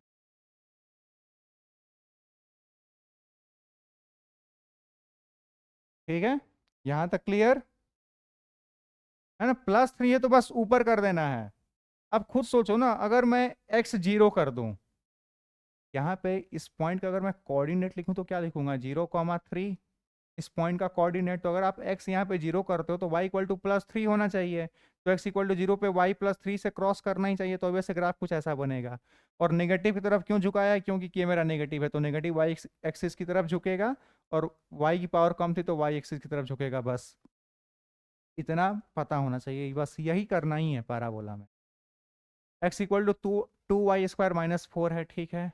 ग्राफ किसकी तरफ झुकेगा, किसकी पावर कम है, x की कम है, x की तरफ झुकेगा। +2 है यानी ऊपर जाएगा, -4 है तो ऐसा होगा कुछ, ये -4 इस पॉइंट को, ठीक है। इसको सॉल्व कर दीजिए, y की तरफ झुकेगा, सॉरी ये गड़बड़ बनी है ना भैया। पावर किसकी कम है, x की कम है ना, तो x की तरफ झुकना है ना इसको, वही मैं बोलूं, x की तरफ झुकेगा, ठीक है, और +x की तरफ झुकेगा, ठीक है। -4 है तो ऐसा कुछ बनेगा, ये हुआ एग्जैक्ट, है ना, अब सही है, ग्राफ ऐसा बनेगा, ठीक है। चलिए y इक्वल टू 4x² - 4 है, पावर किसकी कम है, y की कम है, तो y की तरफ ही झुकना है, तो y की तरफ झुकेगा, ठीक है। +4 है यानी +y की तरफ झुकेगा, साथ में -4 यानी ग्राफ कुछ ऐसा बनेगा, और ये -4 ये पॉइंट 0, -4 भी लिख सकते हैं। तो आई होप यहाँ तक सबको क्लियर होगा बिल्कुल अच्छे से, ठीक है। थर्ड वाले में एक बार है ना ध्यान दे दीजिएगा, ग्राफ वैसा ही बनेगा, ठीक है। चलिए यहाँ तक क्लियर है। स्ट्रेट लाइन इक्वेशंस और पैराबोला अभी तक पढ़ा है, इन दोनों में क्या क्या पढ़ा है। स्ट्रेट लाइन का इक्वेशंस होता है y equal to mx+c, m बताता है स्लोप, c बताता है इंटरसेप्ट। पैराबोला का क्या होता है, kx², है ना, k देख करके पता चलना चाहिए कि पॉजिटिव पॉजिटिव की तरफ खुलना है या नेगेटिव की तरफ, और x और y का पावर देख करके जिसकी पावर कम होगी ग्राफ उसकी तरफ ही होगा, ठीक है। बस यही 2 3 4 5 बातें याद रखना है, क्वेश्चंस बहुत इजीली हो जाएंगे। For a moving particle with velocity v, draw graph between its kinetic energy and velocity. Solve कीजिए भैया क्वेश्चंस को। 9th 10th में पढ़ा है ना काइनेटिक एनर्जी का फॉर्मूला, वेलोसिटी वगैरह ये सब तो पढ़ा ही होगा, तो उम्मीद करते हैं याद तो होना ही चाहिए, साइंस लिया है तो याद तो होना ही चाहिए। लिख देते हैं फिर भी, काइनेटिक एनर्जी का फॉर्मूला होता है 12mv²। अब सॉल्व कर दो। चलिए यहाँ से आप देखिएगा तो काइनेटिक एनर्जी v² के प्रोपोर्शनल है, यानी यही पाराबोला टाइप का कुछ फॉर्म तो होना चाहिए। y इक्वल टू kx² दिख रहा है ना, मास तो कांस्टेंट ही होता है, हाफ तो है ही, तो y इक्वल टू kx², ठीक है। यहाँ पे लिखेंगे काइनेटिक एनर्जी, यहाँ पे लिखेंगे, क्या लिखेंगे, ठीक है। पावर किसकी कम है, काइनेटिक एनर्जी की, तो ग्राफ काइनेटिक एनर्जी की तरफ ही होगा, यानी ग्राफ आपका कुछ ऐसा होगा। क्लियर है, ठीक है। ग्राफ आपका कुछ ऐसा होगा, वाई एक्सिस पे काइनेटिक एनर्जी को दिखाया और एक्स एक्सिस पे v को दिखा दिया, वेलोसिटी को। ये तो ठीक है कि अगर आपको काइनेटिक एनर्जी और वेलोसिटी के बीच में पूछा है। मैं आपको एक और चीज पूछता हूं, kinetic energy and v square के बीच में ग्राफ कैसा होगा, काइनेटिक एनर्जी और वी में नहीं, काइनेटिक एनर्जी और वेलोसिटी के स्क्वायर में ग्राफ कैसा होगा, बना करके दिखाइए हमको अभी जल्दी, बनना चाहिए, थोड़ा दिमाग दौड़ाइए। और काइनेटिक एनर्जी और वी स्क्वायर के बीच में फॉर्म के बीच में ग्राफ कैसा होगा, ये तो काइनेटिक एनर्जी और वी के बीच का ग्राफ था, है ना, इसका मतलब है kinetic energy directly proportional to v square था। यानी इसको आप y equal to k x square के फॉर्म में सॉल्व किए थे तो ग्राफ पैराबोला टाइप का बनेगा, समझ में आ रहा है, ठीक है। यहाँ पे देखिए ना, काइनेटिक एनर्जी और वी स्क्वायर ही दे दिया, यानी काइनेटिक एनर्जी और वी स्क्वायर। काइनेटिक एनर्जी का फॉर्मूला होता है हाफ एम वी स्क्वायर, ठीक है। ये पूरा मैंने ले लिया और ये भी पूरा ले लिया, यानी काइनेटिक एनर्जी पे भी पावर 1 है और वी स्क्वायर पे भी पावर 1 है, ओवरऑल टोटल कंप्लीट पे क्या पावर है उससे कंपेयर करते हैं, दोनों पे पावर 1 है। तो y equal to M x plus c वाला फॉर्म है ना, ये y वो x, दोनों पे पावर 1, पूरे पे पावर 1, देखिए टोटल वी स्क्वायर सीधे उठा लिया है, तो इस पे टोटल में पावर, ओवरऑल पावर इस पे क्या है, 1 ही तो है। केवल भी लेते तो स्क्वायर था, भी स्क्वायर साथ में उठा लिया एकदम, तुम भी आ जाओ, तो यहाँ पे ग्राफ स्ट्रेट लाइन बनेगा, ठीक है, ऐसा बनेगा, ठीक है। और m पॉजिटिव ही है ना, एम एक्स प्लस सी के फॉर्म में देखिए इसको, तो ये हो गया मेरा कंप्लीट x, इसको पूरे को भी स्क्वायर को ही x मान लिया, तो ये पॉजिटिव ही है, तो ऑब्वियस सीधी सी बात है कि ग्राफ कुछ ऐसा बनना चाहिए, और प्लस c कुछ है नहीं तो ओरिजिन से पास भी करना चाहिए, ठीक है। ये दोनों ग्राफ बहुत इंपॉर्टेंट है भैया, ठीक है, पता होना चाहिए। और ये वाला तो थोड़ा ट्रिकी भी है, तो ये तो और अच्छे से, बाल बड़ा हो गया, ये तो और अच्छे से पता होना चाहिए, ठीक है। चलिए आगे बढ़ें। अब आता है रेक्टेंगुलर हाइपरबोला। अब तक दो ग्राफ्स हम लोगों ने पढ़ा, एक पढ़ा स्ट्रेट लाइन इक्वेशंस और एक पढ़ा था क्या, पैराबोला। एक और होता है रेक्टेंगुलर हाइपरबोला करके, ये जब दो क्वांटिटी एक दूसरे के इन्वर्सली प्रोपोर्शनल होते हैं ना, जैसे y वेरिजेज 1/x, है ना, जैसे मान लीजिए कोई, इसका जनरल इक्वेशन होता है x y equal to c, इसी को y equal to c upon x कर दी, जहाँ पे c कोई कांस्टेंट है, जैसे मान लीजिए y इक्वल टू 1/2x, यहाँ पे y और एक दूसरे के इन्वर्सली प्रोपोर्शनल है। इन्वर्सली प्रोपोर्शनल होने का मतलब है कि अगर x बढ़ेगा तो y घट जाएगा। इन्वर्सली प्रोपोर्शनल होने का क्या मतलब है, इन्वर्सली प्रोपोर्शनल, डायरेक्टली प्रोपोर्शनल, ये सब दो दो टर्म्स हैं ना। इन्वर्सली प्रोपोर्शनल का मतलब अगर एक बढ़ रहा है तो दूसरा घटना चाहिए। इस केस में ग्राफ कैसा बनेगा, देखते हैं कैसा बनेगा, आइए, ठीक है। लेट सी इक्वल्स टू 1, वही let c equals to 1, y equal to 1/x हो जाएगा। अब पुट कर दीजिए ना, अगर आपका x पहले 0 रखते हैं तो y आपका इनफाइनाइट जाएगा, x इक्वल टू 1 रखते हैं तो y आपका 1, x इक्वल्स टू, दिख रहा है ना, x इक्वल्स टू 2 रखेंगे तो y आपका 1/2, x इक्वल टू 3 रखेंगे तो y आपका 1/3, ठीक है, ऐसा कुछ जाएगा। अब इसका अगर आप ग्राफ बनाएं, है ना, तो जैसे जैसे x बढ़ रहा है y वैसे वैसे घट रहा है, और अगर मैं x को ऐसे इनफाइनाइट लेके चला जाऊं तो मेरा y इक्वल टू 0 आएगा, 1/इनफाइनाइट इक्वल टू 0 होता है, ठीक है, 1/इनफाइनाइट इक्वल टू 0 होता है, ये बात पता होना चाहिए।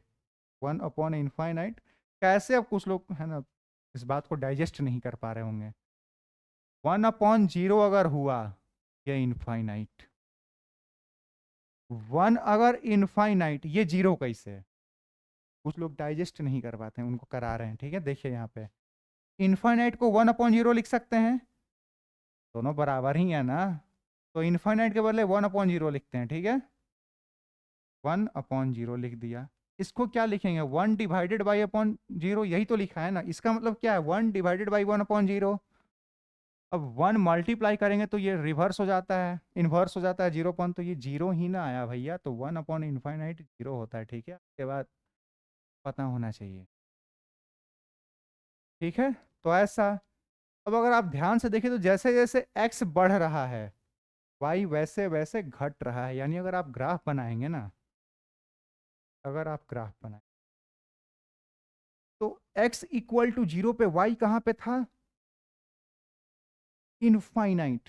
इनफाइनाइट मतलब क्या? एकदम दूर से एकदम y एकदम पर पैरेलल लेते लेते आइए, और जैसे जैसे y घटेगा x वैसे वैसे बढ़ेगा, और y जैसे 0 0 होगा x वैसे वैसे एकदम ये भी x के x एक्सिस के पैरेलल हो जाएगा ये लाइन। ठीक है, पैरेलल से स्टार्ट होता है और ऐसा कर्व जा करके फिर पैरेलल हो जाता है। ठीक है, तभी तो इनफाइनाइट जाएगा ना, है ना। तो ऐसा कुछ ग्राफ बनता है रेक्टेंगुलर हाइपरबोला का। ठीक है, ये ग्राफ एकदम अच्छे से बैठा लीजिए, देखिए ना, ग्राफ देख के भी समझ में आएगा। एक्स जैसे जैसे बढ़ रहा है वाई की वैल्यू घट रही है ना, एक्स आप बढ़ा रहे हो वाई की वैल्यू घटते जा रही है, एक्स बढ़ते जा रहा है, एक्स एक्स बढ़ते जा रहा है, वाई घटते जा रहा है। उल्टा सोचिए, एक्स घटाएंगे तो वाई देखिए बढ़ते जा रहा है, एक्स घट रहा है वाई बढ़ते जा रहा है, तो ग्राफ कुछ ऐसा बनेगा। ठीक है, ये बात पता होनी चाहिए, ऐसा कुछ ग्राफ आएगा। तो आई होप रेक्टेंगुलर हाइपरबोला भी क्लियर होगा। ठीक है, आगे बढ़ें, चलिए। Draw the graph between pressure and volume for ideal gas at constant temperature. ये तो आप लोगों को पता नहीं होता इसका इक्वेशन, तो मैं लिख देता हूँ। एक इक्वेशन होती है आइडियल गैस इक्वेशन करके, आइडियल गैस इक्वेशन बहुत पॉपुलर है। ये होता है P V equals to n R T. ठीक है, जहाँ पे P आपका प्रेशर है, V आपका वॉल्यूम है, N नंबर ऑफ मोल्स है, R कांस्टेंट होता है, T टेम्परेचर है। ठीक है, पूछा किसके किसके किसके बीच में है? प्रेशर वॉल्यूम के बीच में कांस्टेंट टेम्परेचर पे। प्रेशर वॉल्यूम के बीच में ग्राफ निकालना है, कांस्टेंट टेम्परेचर है। ठीक है, तो आप N number of moles constant है, नहीं दिया है तो कांस्टेंट, R मेरा कांस्टेंट होता ही है, T मेरा बोल ही रहा है कांस्टेंट है। ठीक है, यानी P V equals to constant मान ही लो आप, है ना, P V equals to constant. अब ग्राफ बना करके दिखाइए। P V equals to constant है, पी और वी के बीच में ग्राफ, जल्दी, क्विक, है ना, एकदम टाइम लगना नहीं चाहिए इसमें। तो बना लिया, बन ही गया होगा। पी वी कॉन्स्टेंट है मतलब क्या? P equal to constant upon V, यानी प्रेशर और वॉल्यूम एक दूसरे के इन्वर्सली प्रोपोर्शनल है, तो ग्राफ ऐसा ही तो बनेगा। पी ये भी ग्राफ कुछ ऐसा बनेगा। खत्म, तो सिंपल, है ना। जैसे जैसे भी बढ़ेगा पी वैसे वैसे घटेगा, खत्म बात। का मतलब है कि पी इन्वर्सली प्रोपोर्शनल है वी के, प्रेशर इन्वर्सली प्रोपोर्शनल है वॉल्यूम के, बस इतना ही तो पता होना चाहिए, और ज़्यादा सोचना ही नहीं है। तो अब तक 3 ग्राफ पढ़ा। स्ट्रेट लाइन इक्वेशंस, यानी जैसे जैसे एक्स बढ़ेगा वैसे वैसे वाई ही वैसे वैसे वाई बढ़ेगा। स्ट्रेट लाइन इक्वेशन का मतलब क्या? ऐसा ग्राफ जो होता था, जैसे जैसे एक्स बढ़ रहा है वैसे वैसे वाई भी बढ़ रहा है। ठीक है,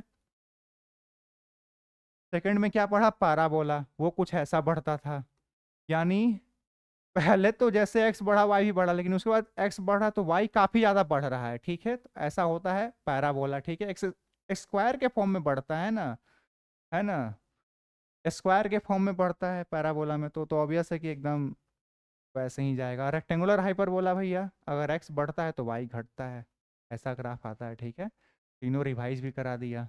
चलिए, नेक्स्ट आता है सर्कल।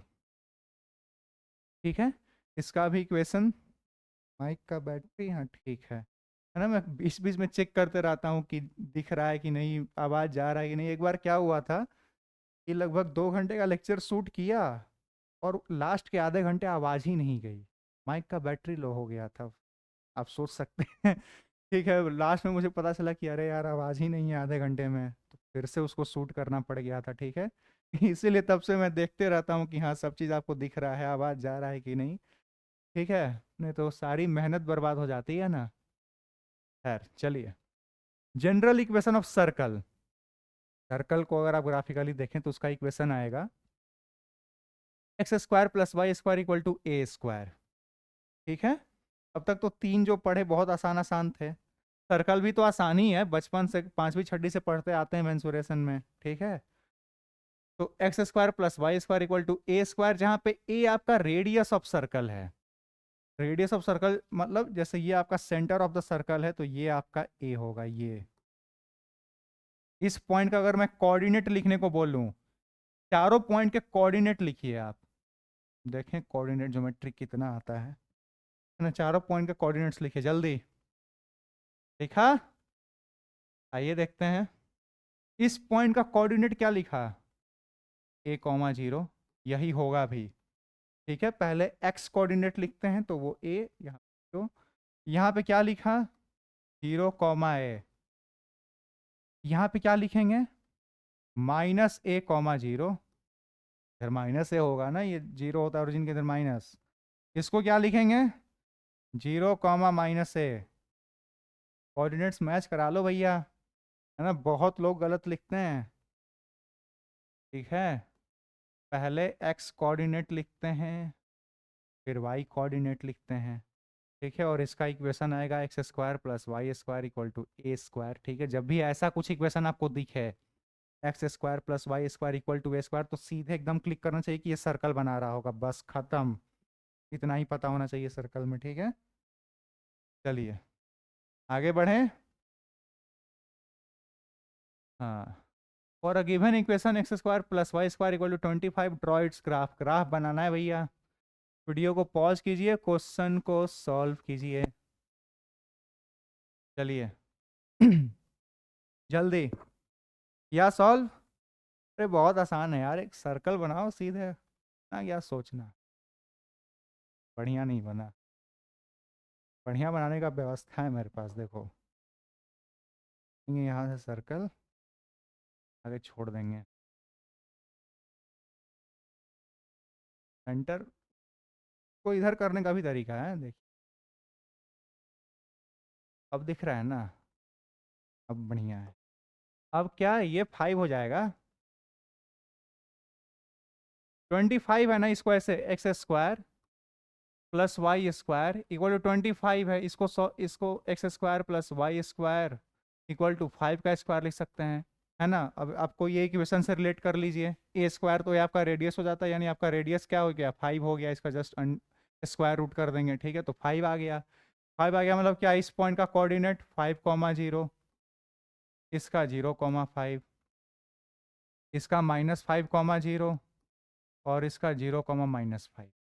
ठीक है, इस पॉइंट का कोऑर्डिनेट है ना। चारों पॉइंट का कोऑर्डिनेट्स होगा। ये 0, 0 बीच में सेंटर है। ठीक है, तो आई होप ये क्वेश्चन भी क्लियर होगा, है ना। आपका रेडियस कितना आ गया? 5 आ गया। लिख भी देते हैं आर इक्वल। ठीक है, चलिए सर्कल में इतना आसान है। X square plus y square equal to a square. A जहाँ पे आपका रेडियस होता है, बस ध्यान में रखिएगा। इस पे बेस्ड मैं लास्ट में बहुत अच्छा क्वेश्चन बनाया हूँ, एकदम मजा आ जाएगा क्वेश्चन करके। आप बोलते हो ना कि एकदम हाई लेवल का क्वेश्चन, थोड़ा सोचना पड़ेगा उसमें। ठीक है, तो ये ध्यान रखिएगा, ये क्वेश्चन सर्कल का। अब आता है एलिप्स। सर्कल्स का ही जुड़वा भाई है ना। थोड़ा ये फैल गया था, सर्कल एकदम बैलेंस में रहा, ये थोड़ा फैल गया, है ना। पता नहीं कोई मार और के चला गया था इसको, है ना। थोड़ा सा इसको, है ना, ऐसे दबा दिया किसी ने। ठीक है, दबाने से क्या हुआ? यहाँ पे तो इसका रेडियस कम हो गया।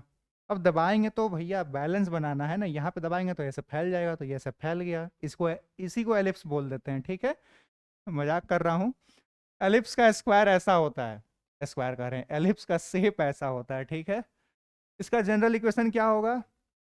तो x square upon a square plus y square upon b square equal to 1 होता है। अब इसमें ए और बी क्या है? ए आपका है सेमी मेजर एक्सिस, अगर आपका ए ग्रेटर देन बी है। ठीक है, यानी आपका ये ए होगा और ये आपका बी होगा। जो बड़ा है उसको मेजर एक्सिस बोल देते हैं। ठीक है, पूरा ये 2a होता है, एक्सिस तो इसका पूरा ये हुआ ना, तो ये पूरा 2a ये पूरा 2a होता है। ठीक है, ये पूरा, इसको मेजर एक्सिस बोलते हैं। ऑब्वियस है, जो बड़ा है उसको मेजर बोलेंगे, मेजर एक्सिस। और इसको माइनर एक्सिस बोलते हैं, ये इसको। ठीक है, ये जो है ना ये 2b इसको बोलेंगे, ये होता है माइनर एक्सिस।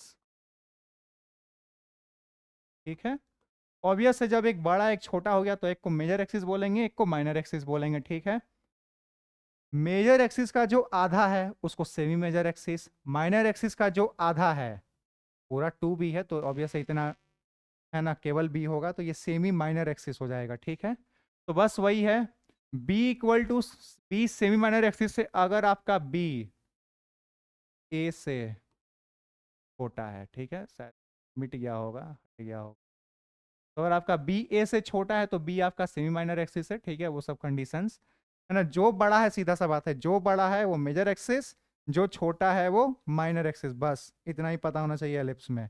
और इक्वेशन पता होनी चाहिए, x square upon a square plus y square upon b square equal to 1, जहाँ पे ए आपका ए और बी है ना मेजर एक्सिस और माइनर एक्सिस होंगी अकॉर्डिंग टू द क्वेश्चन, है ना, कौन माइनर है कौन मेजर है वो आप देख लीजिएगा।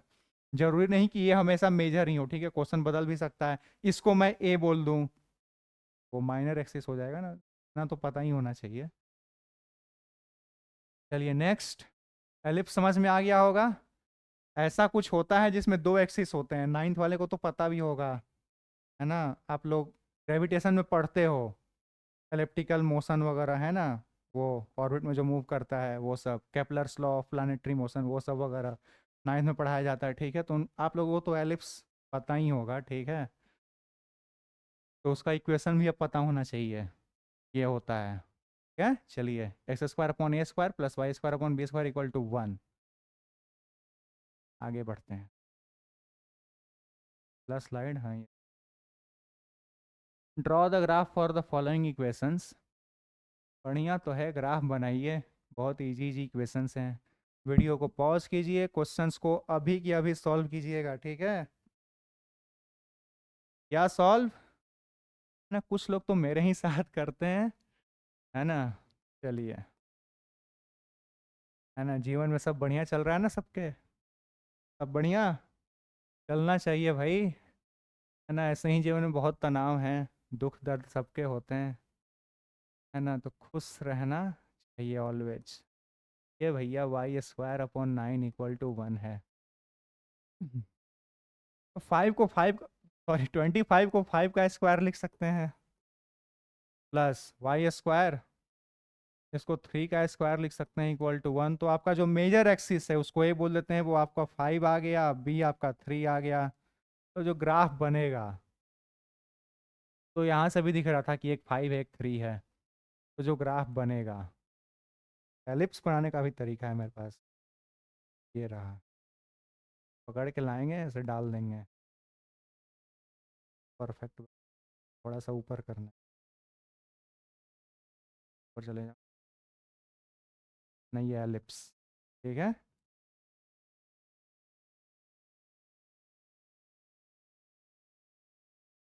हाँ हाँ, चलिए, तो ये मेरा बड़ा वाला एक्सिस क्या हो जाएगा, 5 है ये, और ये छोटा वाला जो है वो 3 है। ठीक है, ऐसा कुछ ग्राफ बनेगा। सिमिलरली यहाँ से आपको दिख रहा होगा कि एक 2 है एक 4 है, यानी जो मेजर एक्सिस है वो 4 है, जो माइनर एक्सिस है वो 2 है, आई मीन सेमी माइनर और सेमी मेजर। ठीक है, तो बस सेम क्या करेंगे, पहले तो ग्राफ बना दें, इसमें ला करके फिर इसको कॉपी,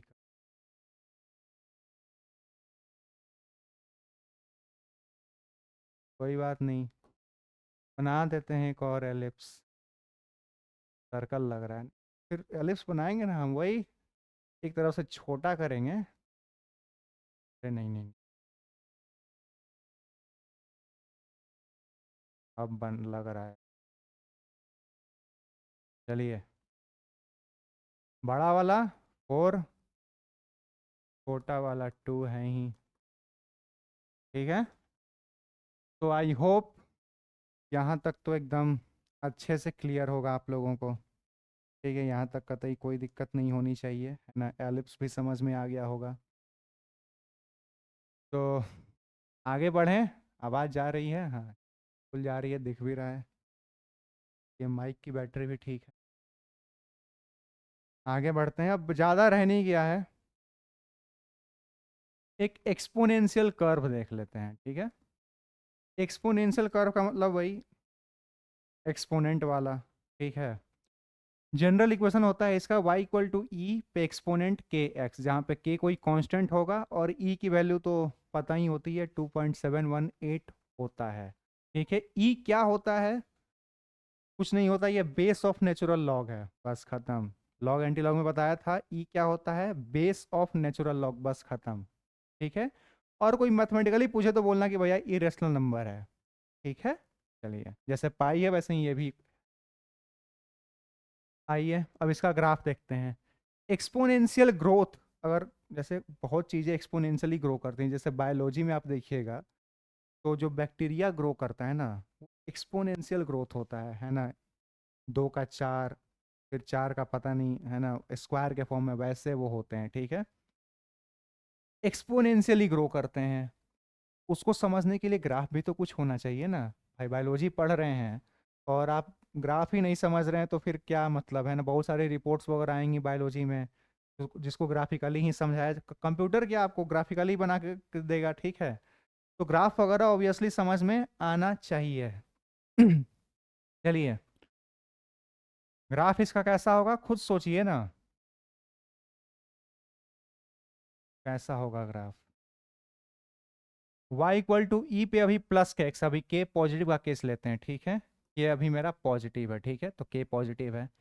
अगर मैं x को 0 कर दूं, यहाँ पे देखिए, अगर मैं x 0 कर दूं, e पे पावर 0, e पे एक्सपोनेंट 0, यानी y की वैल्यू 1 आएगी। तो अगर x 0 पे y की वैल्यू 1 आती है, x 0 पे y की वैल्यू 1, यानी ग्राफ मेरा यहाँ से तो कहीं स्टार्ट होगा और फिर ये एक्सपोनेंशियली ही ऐसे ऐसे बढ़ेगा। इसी को एक्सपोनेंशियल ग्रोथ बोलते हैं, ठीक है। ये पैराबोला से अलग है भैया, ध्यान रखना। पैराबोला ओरिजिन से स्टार्ट हो सकता है, ये नहीं हो सकता, अंतर इतना ही है, ठीक है। वो ओरिजिन से स्टार्ट हो सकता है, ये नहीं हो सकता, क्यों, क्योंकि अब x की 0 पे भी y की वैल्यू कुछ होगी, 0 नहीं होगी, ठीक है। दिख ही रहा होगा, e पे एक्सपोनेंट 0 है तो कुछ तो कुछ होगा ना भैया वैल्यू उसका, है ना। तो इस पॉइंट का कोऑर्डिनेट लिखना हो अगर आपको तो क्या लिखेंगे, 0,1, x इक्वल टू 0 पे y की वैल्यू 1 है, और ग्राफ कुछ ऐसा बढ़ता हुआ चला जाएगा, है ना। सीधी सी बात है ना। जैसे y इक्वल टू, क्या लिख दें, प्लस x लिख देते हैं, ठीक है। अब x अगर मैं 1 करूं, 2 रखूं, तो देखिए ना एक्सपोनेंशियली बढ़ेगा ना, स्क्वायर के फॉर्म में बढ़ेगा। अगर मैं x यहाँ पे 2 कर दूं, स्क्वायर के फॉर्म में क्या है, अगर मैं x 1 रखूं, है ना, तो e को आप डबल करेंगे तो y 4 टाइम्स हो जाएगा, समझ रहे हैं ना। तो इसीलिए ग्राफ एकदम ऐसे बढ़ता है, पहले तो आराम आराम से बढ़ेगा, फिर x थोड़ा सा बढ़ाएंगे y काफी ज्यादा बढ़ेगा। ऑब्वियस सी बात है, एक्सपोनेंशियल ग्रोथ ऐसा ही होता है एकदम, है ना, ऐसा, ठीक है। ये था एक्सपोनेंशियल ग्रोथ का ग्राफ, ठीक है, बढ़ता हुआ। नेक्स्ट, अगर k आपका नेगेटिव हो जाए, है ना, y इक्वल टू ई और उस पे एक्सपोनेंट माइनस के एक्स हो जाए, तब फिर क्या करेंगे, सेम कॉन्सेप्ट, है ना, दिमाग लगाते हैं। आइए, सोचना कि टेंशन लेना ही नहीं है। k नेगेटिव है, ठीक है, x को 0 कीजिए, x 0 किया, y की वैल्यू 1, x को 0 कर देंगे तो y की वैल्यू 1, ठीक है। यहाँ पे क्या होगा कि ग्राफ बढ़ेगा नहीं, क्योंकि माइनस में है ना। इसको आप ऐसे भी तो लिख सकते हैं, है ना, 1/e का पावर के एक्स, ठीक है। वो सब तो लॉग एंटी लॉग वगैरह में सिखा दिया था। तो इस बार ग्राफ ऊपर नहीं बढ़ेगा, इस बार घटेगा, ऐसा, ठीक है। और यहाँ की वैल्यू 0 और 1 होगी, ठीक है। ये होता है एक्सपोनेंशियल डी के, पहला वाला था एक्सपोनेंशियल ग्रोथ, और ये होता है एक्सपोनेंशियल डी के। कैसे पता चलेगा, की वैल्यू देखनी है बस, के आपका पॉजिटिव तो ग्रोथ होगा, के आपका नेगेटिव तो डी के होगा, ठीक है। आई होप यहाँ तक क्लियर होगा एकदम, है ना। टोटल 6 ठो ग्राफ हम लोगों ने पढ़ा। सबसे पहले स्ट्रेट लाइन इक्वेशंस पढ़ा, फिर पैराबोला पढ़ा, फिर रेक्टेंगुलर हाइपरबोला पढ़ा, फिर चौथे पे सर्कल पढ़ा, पांचवें पे एलिप्स, और छठे पे अब ये एक्सपोनेंशियल कर्व पढ़ रहे हैं, ठीक है। सबकी इक्वेशंस वगैरह भी देख ली। चलिए भैया, अब ट्रिग्नोमेट्रिक फंक्शंस के भी ग्राफ देख लेते हैं, ठीक है। ओवरऑल, है ना, ये सब तो काफ़ी यूज होंगे ट्रिग्नोमेट्रिक फंक्शंस के ग्राफ वगैरह, ठीक है। अब ज़्यादा तनाव ले लेना, नहीं पता कोई दिक्कत नहीं, ग्राफ बना के देखेंगे, ठीक है। साइन जीरो पे वैल्यू क्या होती है? जीरो होती है। कॉस साइन 30 पे वैल्यू जीरो का सीधे बाउंड्री वैल्यू लेते हैं, ठीक है। ये रहा मेरा ग्राफ, ऐसा कुछ खींच दिया, ठीक है। यहाँ पे लिया 0 डिग्री, यहाँ पे लेंगे 90 डिग्री, यहाँ पे लेंगे फिर 180 डिग्री, यहाँ पे लेंगे 270 डिग्री, और फिर लेंगे कहीं 360 डिग्री, ठीक है। ग्राफ सोचिए, साइन जीरो पे वैल्यू क्या होती है? साइन एक्स का ग्राफ देख रहे हैं, ठीक है। साइन जीरो पे वैल्यू जीरो, यानी पहला पॉइंट तो यहीं पे कहीं पे होगा, और यहाँ पे बोल देते हैं ये +1 है, और सेम डिस्टेंस पे यहाँ पे ये -1 है, -1। साइन 90 पे वैल्यू 1 होती है, यहाँ पे पॉइंट मिलेगा अगला।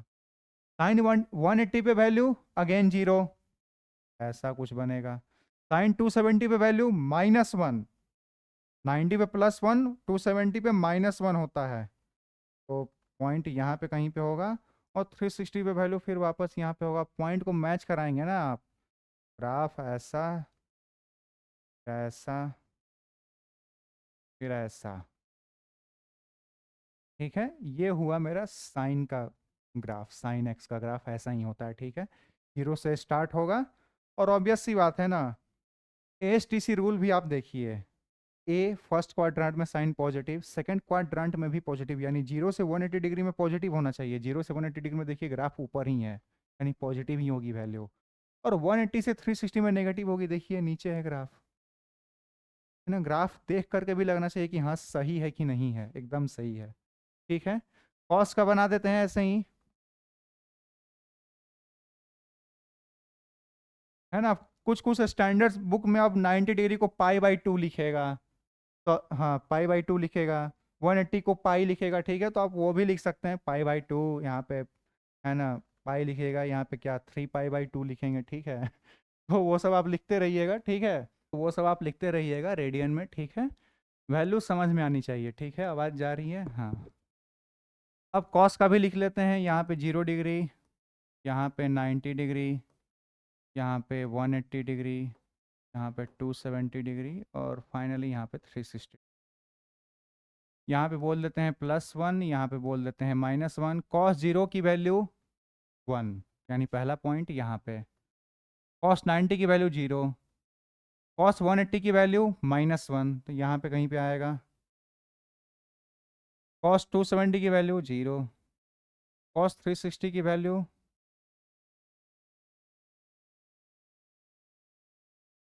है ना, वापस से +1, ये बराबर है ना। कॉस 360 की वैल्यू वापस से +1। लाइन मिला दीजिए अब, यहाँ से ऐसे, ऐसे, ऐसे, ये बन गया कॉस का ग्राफ, ठीक है। ऑब्वियस सी बात है। अब यहाँ पे भी ध्यान से देखिए, कॉस एएसटीसी रूल के अकॉर्डिंग फर्स्ट क्वाड्रेंट में पॉजिटिव होता है, तो देखिए 0 से 90 के बीच में वैल्यू पॉजिटिव है, 0 से 90 के बीच में वैल्यू पॉजिटिव है। ए एस सेकंड में केवल साइन पॉजिटिव होता है, साइन और उसका इन्वर्स वाला, ठीक है, कॉसेक, तो सेकंड क्वाड्रेंट में नेगेटिव है, थर्ड क्वाड्रेंट में भी नेगेटिव है, और फोर्थ क्वाड्रेंट में कॉस अगेन पॉजिटिव होता है, तो फोर्थ क्वाड्रेंट में देखिए 270 के आगे पॉजिटिव ऊपर लाइन ऊपर चली गई है, ठीक है, वैल्यूज पॉजिटिव आएंगे, है ना। तो बस साइन और कॉस का ग्राफ आज के बाद पता होना चाहिए।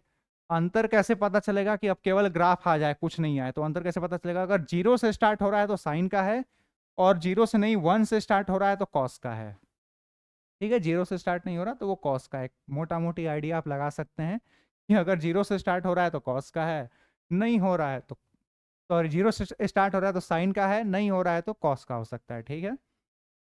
चलिए आगे बढ़ें। y equal to -sin x और -cos x आ जाए तो क्या करेंगे, जरा सोचिए, है ना। कुछ नहीं करेंगे।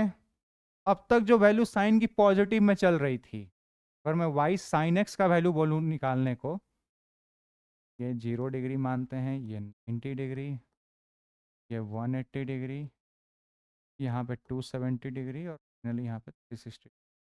नॉर्मल साइन एक्स का ग्राफ कैसा था, ध्यान दीजिए, प्लस साइन एक्स वाला 0 से 180 पॉजिटिव था। अगर सामने माइनस लगा दूं तो ये वैल्यू नेगेटिव हो जाएगी और ये वैल्यू नेगेटिव नेगेटिव पॉजिटिव हो जाएगी। तो बस ग्राफ को मिरर इमेज बना देना है इसका।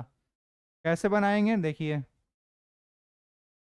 है ना, 0 से 180 के बीच में नेगेटिव हो जाएगी क्योंकि पहले पॉजिटिव थी, है ना। तो बस ऐसा कुछ ग्राफ बनेगा। यहाँ पे +1 -1 ले लेते हैं, +1 -1। पहला पॉइंट यहीं पे मिलेगा, दूसरा पॉइंट यहाँ पे मिलेगा, तीसरा पॉइंट यहाँ पे, चौथा पॉइंट यहाँ पे, और फाइनली यहाँ पे। ऐसा कुछ ग्राफ बन y equal to minus sine x का, y equals to minus sine x का ग्राफ ऐसा। जस्ट मिरर इमेज, कॉस का भी मिरर इमेज बना देंगे और कुछ नहीं करेंगे। ठीक है, ये 0 डिग्री, ये 90 डिग्री, ये 180 डिग्री, 70 डिग्री, 360। अब इसको मिरर इमेज बोलो या वाटर इमेज बोलो, कुछ भी बोलो यार, है ना, बात समझ में आनी चाहिए। ठीक है, अब साइन नॉर्मली 0 से 180 यानी फर्स्ट और सेकंड क्वाड्रेंट में पॉजिटिव होता है, लेकिन आपने माइनस लगा दिया तो वो वैल्यू नेगेटिव हो जाएगी।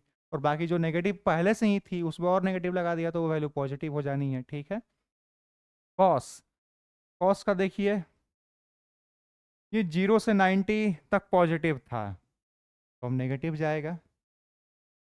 ठीक है, यहाँ पे +1 किया, यहाँ पे -1 किया। अब ये वैल्यू पहला पॉइंट, सॉरी यहाँ पे नहीं, यहाँ पे ना, यहाँ पे दूसरा पॉइंट, यहाँ पे तीसरा पॉइंट आपको यहाँ पे कहीं पे मिलेगा, चौथा पॉइंट आपको वापस यहाँ पे, और पांचवा पॉइंट आपको गेन यहीं पे। ठीक है, अब इसको ग्राफ बना दीजिए।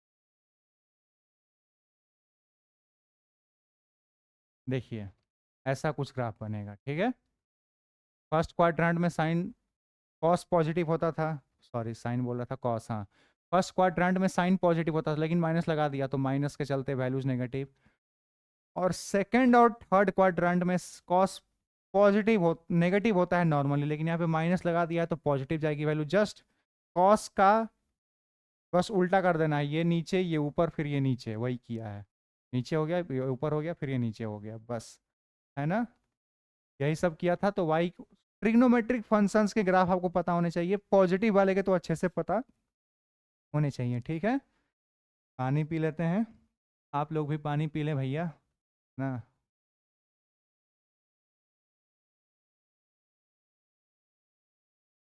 चलिए आवाज़ जा रही है, हाँ जा रही है। आई होप ट्रिग्नोमेट्रिक फंक्शंस के भी ग्राफ अच्छे से क्लियर हो गए होंगे। आगे बढ़ते हैं, वीडियो को पॉज कीजिए और क्वेश्चन को अभी के अभी सॉल्व कीजिए। चलिए मैं साइड हट जाता हूँ, वीडियो को पॉज कीजिए भैया और जल्दी क्विक सॉल्व कीजिए। क्वेश्चन कर लिया, बस अब क्वेश्चन ही रह गए हैं। आइए सॉल्यूशन देखते हैं जल्दी जल्दी देख के, उसके बाद है ना जाके मस्त सोएंगे। If a particle is moving along a path this identify its path. भैया कितना इजी सवाल है ना। इसको y equal to M x plus c के फॉर्म में तो दिख ही रहा है भैया, 3y equal to -4x plus 4 y equal to -4/3x plus 4/3। अब पाथ तो इसका स्ट्रेट लाइन में ही होगा, y equal to M x plus c के फॉर्म में होगा, यानी पाथ इसका कुछ ऐसा होगा, माइनस है ना स्लोप, तो ऐसा कुछ होगा, प्लस है ना ऐसा कुछ पाथ होगा इसका। क्या, यानी path will be a straight line, सीधा path will be a straight line. खत्म, यही पूछ रहा था कि भैया इसका पाथ बताइए किस, है ना, किस में होगा, तो स्ट्रेट लाइन में होगा, सीधी सी बात है। ठीक है, y equal to M x plus c से भैया कंपेयर करना है बस। अब इसका भी पाथ बताना है, तो देखते ही क्लियर हो रहा है भैया कि ये एक्स स्क्वायर के फॉर्म में है। हमेशा मैक्सिमम पावर देखना है, ठीक है, डिग्री ऑफ द पॉलिनोमियल देखनी है। इसका ग्राफ क्या हो जाएगा, ग्राफ इसका बनेगा parabola type, k x square y equal to k x square, पता है ना? हाँ, तो एक्स स्क्वायर के फॉर्म में तो पाथ विल बी पैराबोला। हाँ, तो देख के ही पाथ विल बी पैराबोलिक। खत्म। बस इतना इतना ही तो जानना था। ठीक है, y equal to k x square कैसे निकाला? y equal to k x square से कंपेयर करेंगे भैया। चलिए, आई होप ये दोनों क्वेश्चंस क्लियर होंगे। ये रहा लास्ट क्वेश्चन, और काफ़ी बढ़िया क्वेश्चन है ना? अच्छे से एक बार पढ़ देता हूँ। A cat wants to catch a rat. बताओ भैया, ये भी भूखी है, बताओ। Path of cat is this and path of rat is this. हाँ बेचारा सर्कुलर के चूहा तो जैसे तैसे भागता है ना, कैसे भी जान बचानी है उसको, है ना? तो उसका पाथ ये है भागने का। What can be the possible coordinates of catching point? हाँ, अब बिल्ली को सोचना है कि भैया कहाँ पे जाएं कि पकड़ लें उसको। ठीक है, तो भैया आप बिल्ली की मदद कीजिए, है ना? क्वेश्चन को सॉल्व कीजिए, वीडियो को पॉज कीजिए, क्वेश्चन को सॉल्व कीजिए भैया। क्या सॉल्व? चलिए, आइए देखते हैं, बिल्ली की हम लोग हेल्प कर दें, है ना? कैट की, है ना? है ना, कहते हैं लायन फैमिली से बिलोंग करती है, लायन वाली फैमिली। बायोलॉजी आप पढ़ेंगे? बायोलॉजी में अच्छे से डिस्कस करेंगे कौन किसकी फैमिली से बिलोंग करता है, ठीक है? सबका रिश्ता क्या क्या है ना? सब सब निकालेंगे, टेंशन नहीं लेना है। ठीक है, तो कैट का पाथ भैया y plus x equal to 0 है। कैट का, राइट का क्या है? तो x square plus y square equal to 4 है। है ना? अब अगर कैट को पकड़ना है रैट को, तो दोनों का कोऑर्डिनेट्स बराबर होना चाहिए, कोऑर्डिनेट्स सेम होने चाहिए। अगर कैट को रैट को पकड़ना है तो कोऑर्डिनेट्स बराबर होने चाहिए। ठीक है, कर देते हैं भैया कोऑर्डिनेट्स बराबर। हमको क्या है, y equal to minus x हो जाएगा यहाँ से, तो बस अब यहाँ पे y के बदले माइनस एक्स पुट कर देते हैं, तो हमको x कोऑर्डिनेट मिल जाएगा जहाँ पे ये दोनों आएंगे, है ना? तो अब निकाल लेते हैं, एक्स स्क्वायर प्लस वाई के बदले माइनस एक्स का स्क्वायर इक्वल टू 4। ये हो जाएगा एक्स स्क्वायर प्लस ये भी एक्स स्क्वायर, तो 2x square equal to 4। This implies x square equal to 2। This implies x equals to plus minus under root 2। यानी x कोऑर्डिनेट तो मिल गया कि भैया इस पॉइंट पे दोनों आ सकते हैं, जैसा इनका पाथ है चलने का, इस पॉइंट पे दोनों आ सकते हैं। ठीक है ना? बैटरी डाउन वैसे भी होने वाली है, खैर चलिए। तो इस पॉइंट पे दोनों आके मिलेंगे। कैसे नहीं मिलेंगे? कुछ नहीं, y का जो इक्वेशन था, सॉरी y का कह रहे हैं, कैट का जो इक्वेशन था उसके वैल्यू से, है ना, y के बस कैट राइट वाले के पास में जस्ट रिप्लेस किया, सब्स्टिट्यूट किया, निकाल दिया कि हाँ इस x के पॉइंट पे दोनों मिलेंगे।